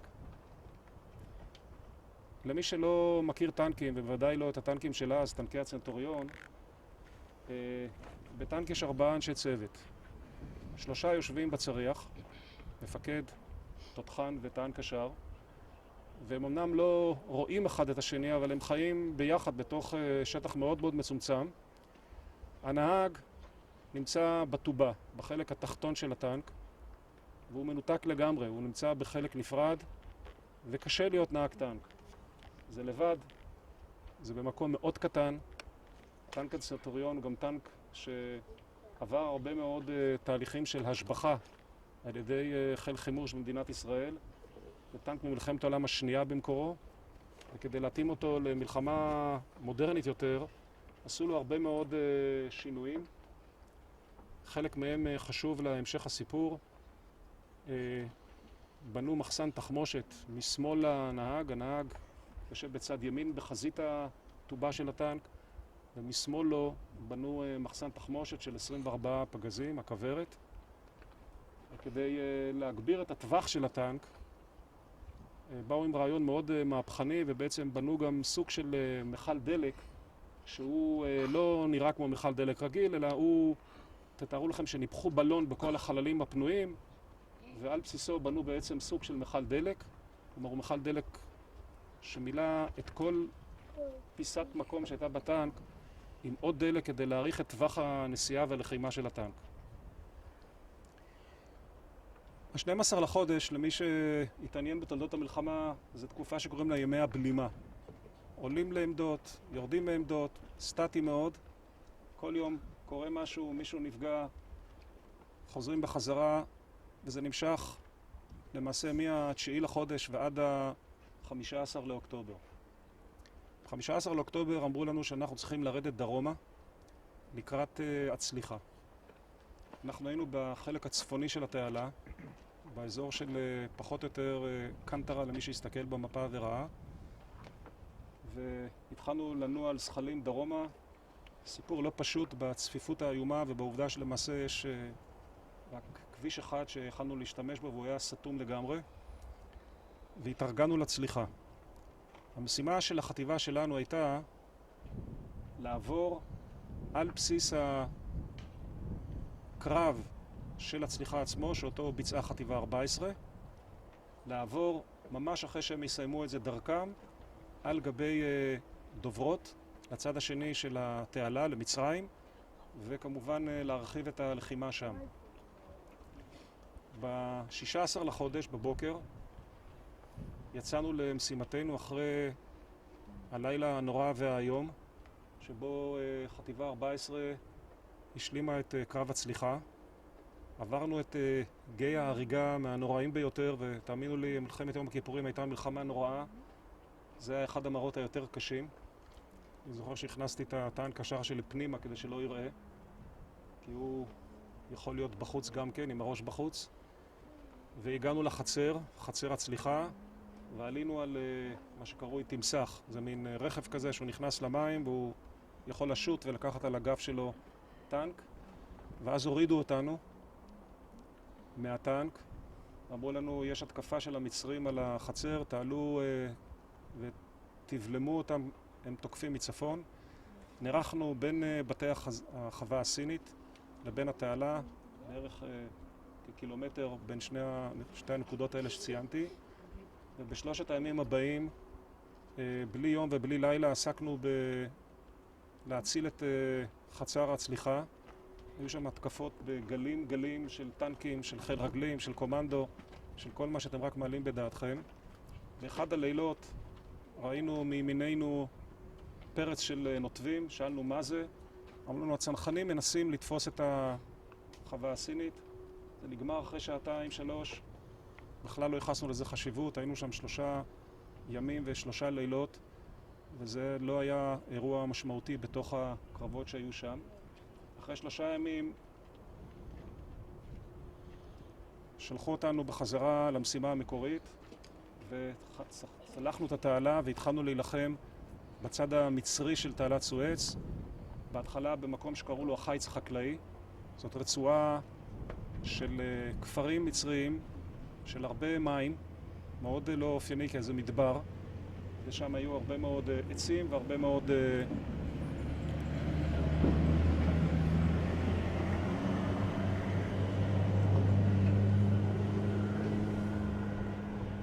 הרבה מאוד ירוק, ובתוך הירוק הזה הסתתרו גם טנקים וגם חי"ר מצרי, ואנחנו לחמנו שם ויצאנו, עברנו את זה ויצאנו לתוך המדבר המצרי, ואז קיבלנו משימה מאוד מאוד שונה ולא שגרתית לטנקים.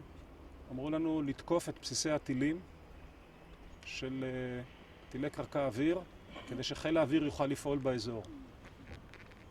אותנו לימדו תמיד שזה צריך להיות הפוך, שהם צריכים לפתוח לנו, אבל זאת הייתה המלחמה, ועשינו פשיטות לטווחים של 30-40 קילומטר, להגיע לבסיס טילים, להשמיד אותו ולחזור בחזרה. וכך למעשה לחמנו בצד השני עד ה-20 לחודש. באותם הימים, באחד המקומות האלה, אני מסתכל פה על מסילת הברזל, ובצד השני של התעלה הייתה מסילת ברזל מצרית, וזה היה אחד הדרכים שיכולנו לנסוע לה יחסית בבטחה, כי הנחנו שעל מסילת הברזל לא יניחו מוקשים, על דרכים אחרות לא ידענו ושדלנו להימנע מהם. אבל ההצהרה הייתה שהרוחב של הפסים נכנס בדיוק ברוחב של זחלי הטנקים, וזה גרם לחלק מהטנקים לכופף ולפרוס את הזחל של הטנק, דבר שיצר הרבה מאוד צרות והרבה מאוד בעיות, ואני מספר לכם את זה מכיוון שאמרתי לכם ששמעון היה נהג טנק. בכל התקופה הזאת שאני מספר עליה, מה-12 לאוקטובר, למעשה, אחרי שנגמר יום הלחימה, בטנקים צריך גם לטפל בהם. אחרת הם לא עובדים למחרת היום. והמשימה של הנהג היא המשימה יותר קשה. זאת משימה פיזית קשה, זה מה שאנחנו קוראים לדפוק פינים ולהוציא פטיש, שקוראים לו בשריון בעברית קלוקלת פטיש 5 קילו, ולדפוק את הפינים פנימה. בזחל יש לא מעט כאלה. ואני זוכר כל ערב, בסוף היום שמעון יוצא, שמעון לא דיבר הרבה, היה שתקן גדול, אולי בתוקף המלחמה, לא הכרתי אותו לפני זה. אבל במלחמה עצמה הוא המעיט בלדבר, וכל ערב הוא היה יוצא בסוף, כל לילה, בסוף הלחימה, ומחזק את הטנקים, ויום אחד אני זוכר שאמרתי לו, שמעון, בוא נחליף אותך, תלך לישון יותר מוקדם פעם, מחר אתה צריך לנהוג שלא תוריד אותנו בטעות מהכביש או משהו כזה. והוא אמר, אני מסתדר. אנחנו כבר היינו די עמוק בצד המערבי של מצרים, בערך כ-50 קילומטר מערבה מהתעלה, בתוך מדבר, כשמשמאלנו יש הרים, רכסים, שנקראים רכסי הג'ניפה. כשיסתכל באטלס, יוכל לראות את זה, הם די גדולים ודי מופיעים שם. וקיבלנו משימה לעלות על ההר, שזה אומר לנוע דרומה, ולתקוף מאחור, ממערב למזרח, את העיר פאיד. פאיד הייתה ליד התעלה.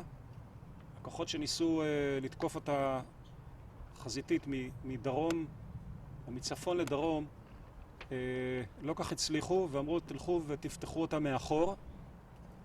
ואנחנו עלינו על ההר, על הרכס ההרים הזה, וירדנו לכיוון העיר פאיד. כדי שתהיה לכם קצת יותר המחשה, תחשבו על משהו כמו נסיעה בכביש העולה למירון, אם מישהו נסע פעם בצפון, בכביש הררי. כביש דרך עפר צרה.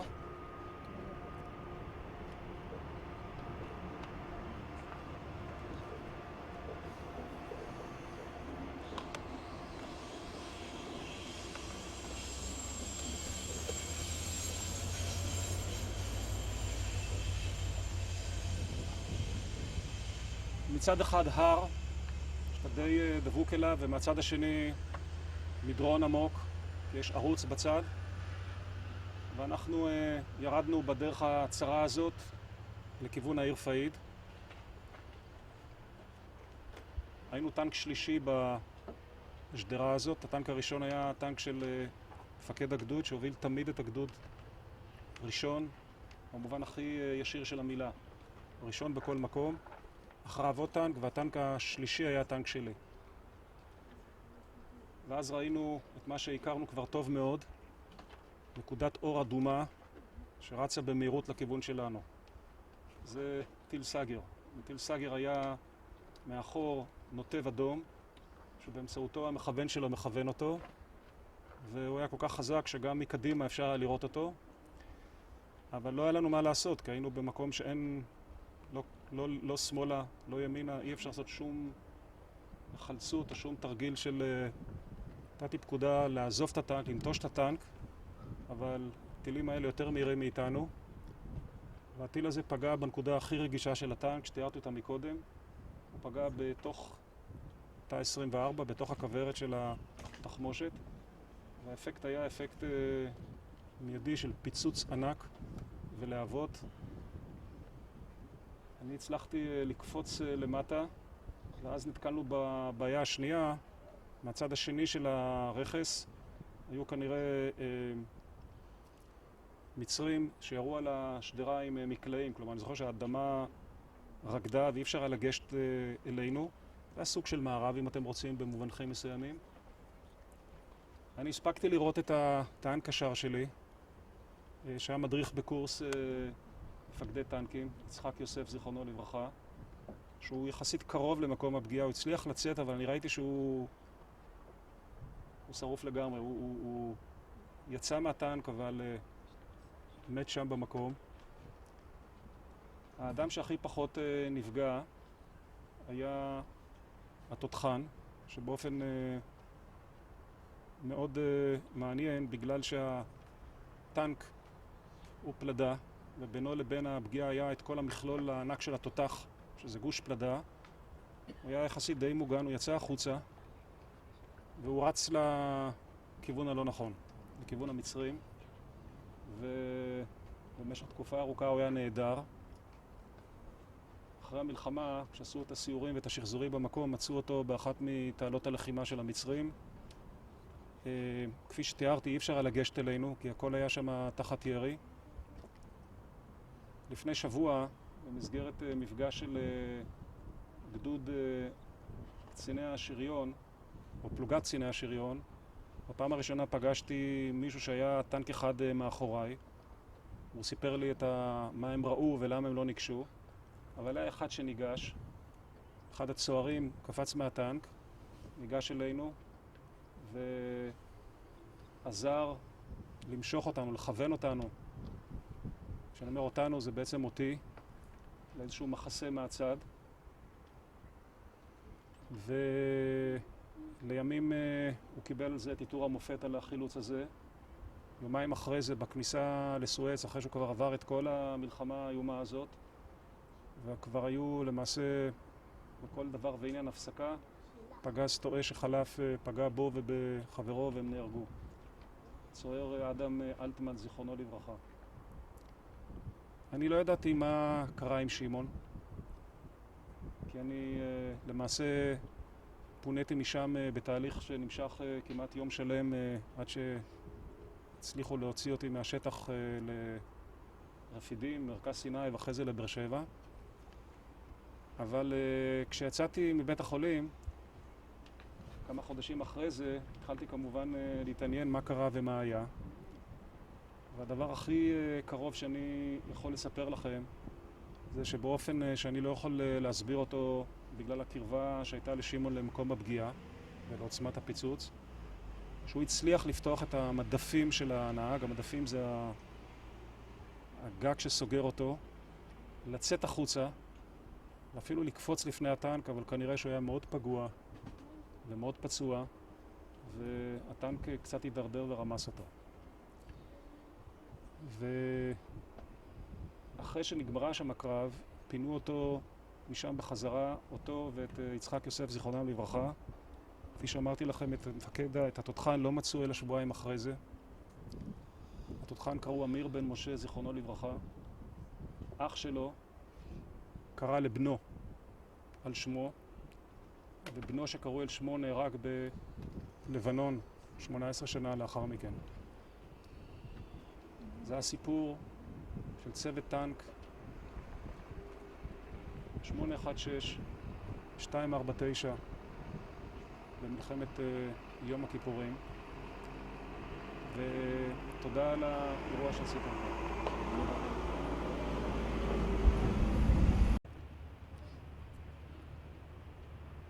נפלו אנשי הצוות שלי, המצרים לא הסכימו שנגיע לשם.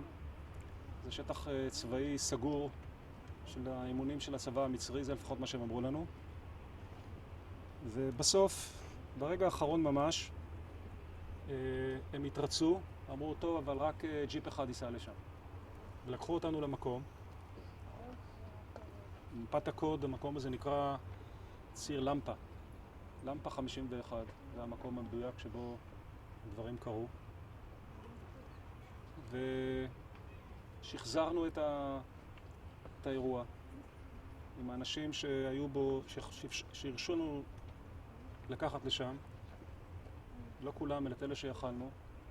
צילמנו את זה בווידאו.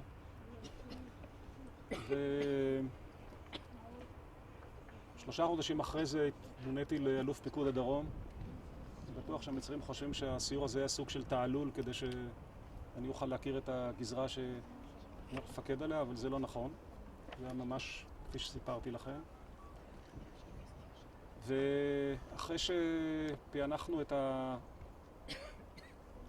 סרטי הוידאו, כי צילמו שם הרבה מאוד במשך כל כמעט שבוע שטיילנו שם בשדות הקרב של סיני ומצרים.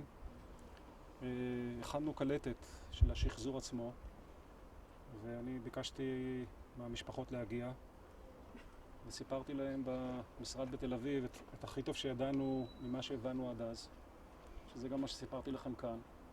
כי לפני כן היו כל מיני גרסאות וכל מיני סיפורים שזה חלק מערפל, בלבול ומבוכה של מלחמה. לא צריך להאשים אף אחד מאלה שסיפר או מסר גרסאות לא נכונות. הם השתדלו אז לעשות את הכי טוב שהם יכלו.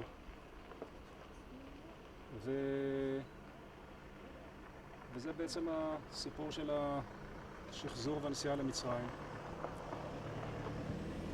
ובימים אלה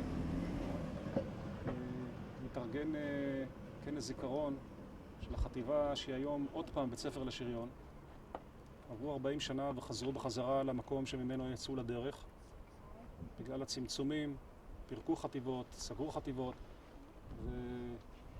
ולמעשה כל מערך ההכשרות הוא עוד פעם בית ספר לשריון, עדיין תחת הטאג של חטיבה 460 שאתם נושאים גם כאן. וב-17 לאוקטובר בלטרון יש עצרת זיכרון של כל החטיבה. אז אם מישהו באותו יום יתפנה ויוכל, יוכל לשמוע גם בוודאי תיאורים וסיפורים של לא רק הגדוד עצמו, אלא גם של כל המערכה עצמה. מפקד הגדוד לימים נהרג בתאונת דרכים פה בצומת סירקין. אחרי שהוא שרד את כל מאורעות יום הכיפורים ומלחמות אחרות שהוא לחם בחייו, אמיר יופי זיכרונו לברכה. מפקד החטיבה, גבי אמיר, נפטר לפני כשנתיים. הוא היה גם כן באותו שחזור שנסענו לסיני. וכפי שאמרתי, אני רוצה לומר עוד פעם, מכיוון שהשנים עוברות, למרות לכל מי שהיה שם, החיים מתחלקים לשניים. לפני ואחרי, והיום המסוים הזה, או התקופה המסוימת היא בכלל הזמן שלה נעצר. אנחנו עוד שם. בוודאי כל מי שהיה שם. תודה רבה.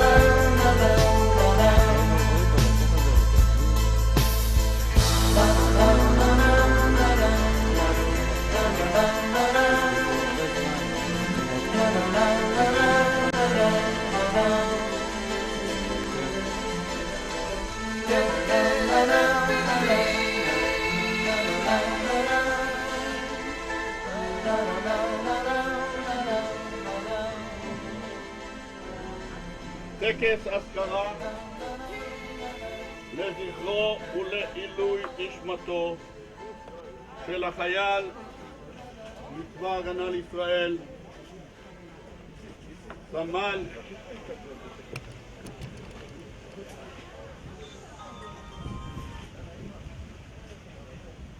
שמעון בן סימה וחנניה כהן למשפחת כהן, שנפל בקרב בסיני במלחמת יום הכיפורים.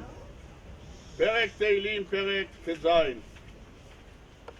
מכתם לדוד שמרני אל כחסי טבח, אמרת לאדוני, אדוני אתה טובתי בעל עליך, לי קדושים אשר בארץ אמה, ואדירי כל חפציבם. הרבו עצבותם אחר מערו, בל אסיך נזכה מדם, ובל אשא את שמותם על שפתיי. אדוני מנת חלקי וחוסי, אתה תומך גורלי. חבלים נפלו לי בנימים, אף נחלת שפרה עליי. אברך את אדוני אשר יעצני, אף לילות יסרוני חיליותיי. שיביתי אדוני לנגי תמיד, כי מימיני בל אמות. לכן שמח ליבי ויגל כבודי, אב בשרי ישכון לבטח. כי לא תעזוב נפשי לשאול, לא תיתן חסידך לראות שחת. תודיעני אורח אינסוף אשמחות את פניך, נעימות בימינך נצח. פסוקי תהילים לאותיות השם שמעון, שין. שרים רדפוני חינם ומטבחך פחד ליבי, שש אנוכי על עברתך כמותי שלל רב. שקר שנאתי ותאבה תורתך אהבתי, שבע ביום היללתיך על משפטי צדקך. שלום רב לא אוהב את תורתך ואין למו מכשול.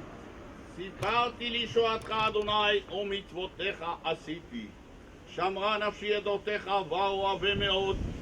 שמרתי פיקודיך ועדותיך ככל דרכי נגדך. מ' מה אהבתי תורתך כל היום משיחתי, מאויבי תחכמני מצוותיך כי לעולם היא לי.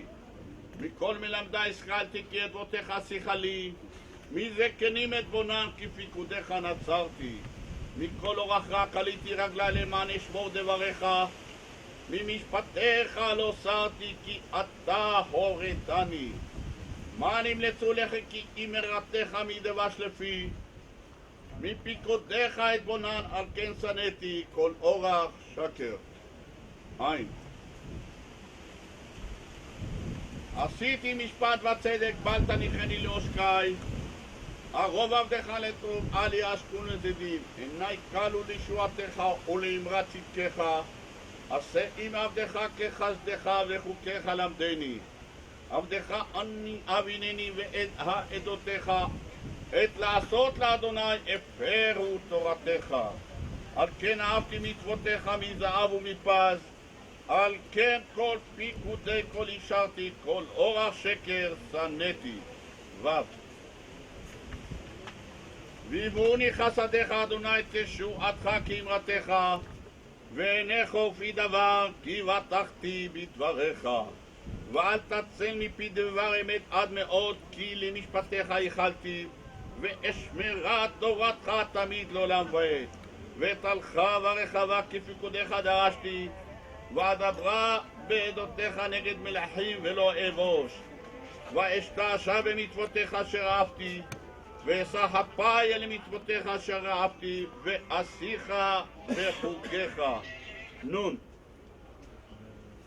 נר לרגלי דבריך ואור לי נתיבתי, נשבעתי ואקיימה לשמור משפטי צדקך. נעניתי עד מאוד אדוני חייני כדבריך, מדברות פי רצנה אדוני ומשפטיך למדני. נפשי וכפי תמיד ותורתך לא שכחתי, נתנו רשעים פחלי ומפיקודיך לא טעיתי. נחלתי עדבותיך לעולם כססו ליבי המה, נתיתי ליבי לעשות חוקיך לעולם עקב. פרק תהילים לאותיות נשמה, נון. נר לרגלי דבריך ואור לנתיבתי, נשבעתי ואקיימה לשמור משפטי צדקך. נעניתי עד מאוד אדוני חייני כדבריך, נדבות פי רצנה אדוני ומשפטיך למדני. נפשי וכפי תמיד ותורתך לא שכחתי, נתנו רשעים פחלי ומפיקודיך לא טעיתי. נחלתי עדבותיך לעולם כססו ליבי המה, נתיתי ליבי לעשות חוקיך לעולם עקב. שין. שרים רדפוני חינם ומדברך פחד ליבי, שש אנוכי על עברתך כמותי שלל רב. שקר שנאתי ותאבה תורתך אהבתי, שבע ביום היללתיך על משפטי צדקך. שלום רב לא אוהב את תורתך ואין למו מכשול. דיברתי לישועתך אדוני ומצוותיך עשיתי. שמרה נפשי עדותיך ואוהבה מאוד. שמרתי פיקודיך ועדותיך ככל דרכי נגדך. אמן. מה אהבתי תורתך כל היום משיחתי, מאויבי תחכמני מצוותיך כי לעולם היא לי. מכל מלמדי השכלתי כי עדבותיך שיחה לי, מזקנים אתבונן כי פיקודיך נצרתי. מכל אורח רע קליתי רגלי למען אשמור דבריך, ממשפטיך לא סרתי כי אתה הורתני. מה נמלצו לך כי אמרתך מדבש לפי, מפיקודיך אתבונן על כן שנאתי כל אורח שקר. היי. הורני אדוני דרך חוקיך ואצר עיני עקב. הבינני ואצרת תורתך ואשמרנה בכל לב. הדריכני בלתי מצוותיך כי בו חפצתי. את ליבי אל אדבותיך ועל אל בצע. העבר עיני מרעות שם בדרכיך חייני. הקם לעבדך אמרתך אשר ליראתך. עבר חרפתי אשר יגעתי כי משפטיך טובים. הנה תאבתי לפיקודיך, בצדקתך חייני. קדיש. גדל וקדש שמי רבה. אמן. עמד ורק ראות לב וימליך מלכותי ויצמח כל קנה ויקרא משחק. אמן. חי יכון לבי וכל אחד יכול בית ישראל בעגלה ובזמן קריב אמרו אמן. אמן יהי שמי רבה מברך לעולם ולעלמי על ביה. יברך וישתבח ויתפאר ויתומם ויתנשב דל תלב תלל שמי לקודשה ברכו. העלה מכל ברכתה שרתה תפחתה מחתה דאמירה ועלמה אמרו אמן. אמן. שם רבה משמעי החיים ושבח ושועה ונחמה וטובה וגאולה ושמחה וכפרה. ורווח והצלה לנו וכל עמו ישראל ואמרו אמן. אמן. עושה שלום ומרומה וברחמה וישמענה וכל עמו ישראל ואמרו אמן. אמן. אזכרה.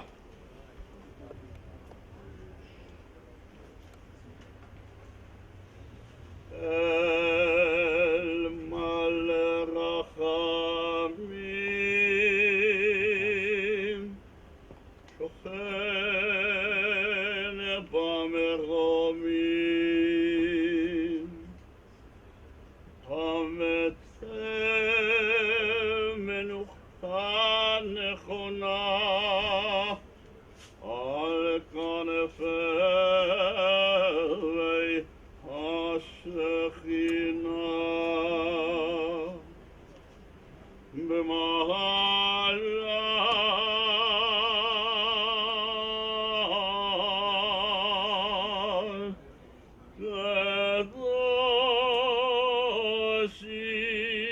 קדושים קרבים קדושים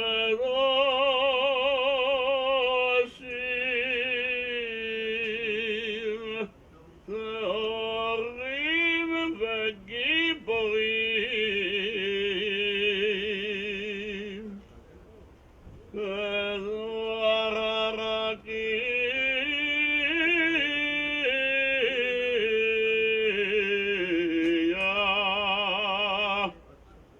מאירים ומזהירים לנשמת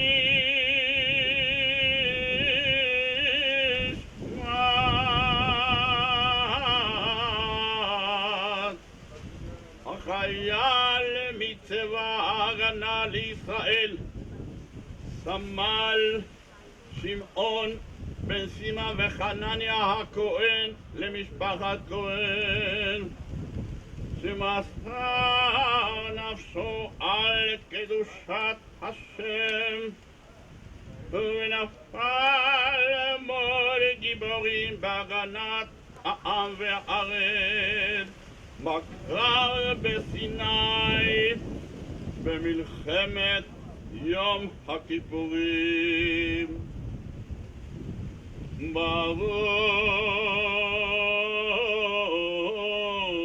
ברוך לנו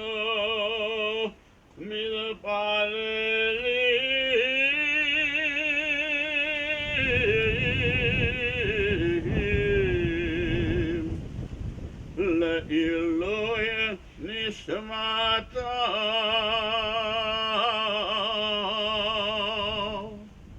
וגם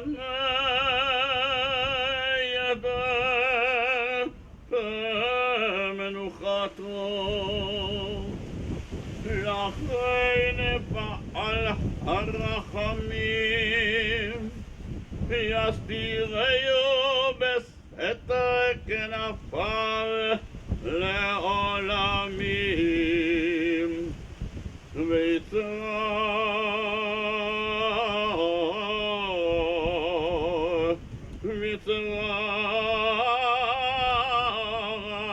חיים את נשמתו אדוני הונח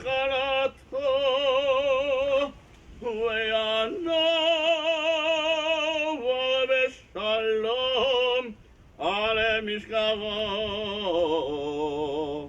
ויעמוד לגורלו לקץ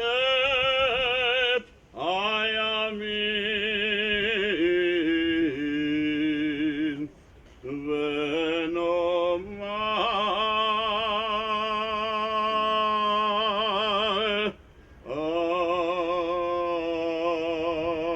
אמן.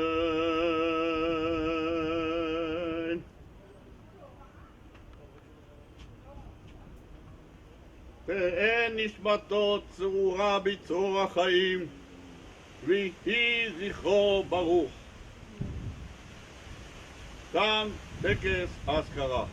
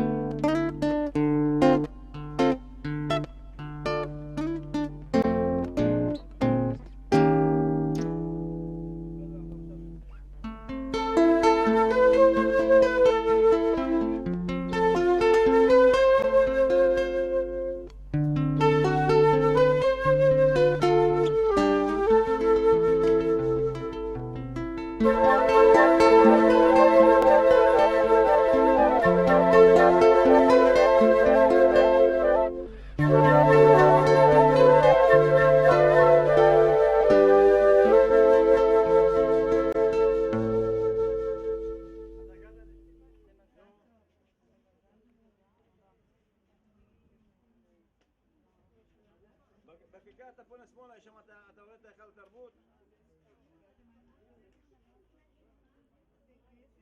אתה רואה ככה שמאלה אתה נוסע, תכף אני אתקשר אליו, שחבר ממך.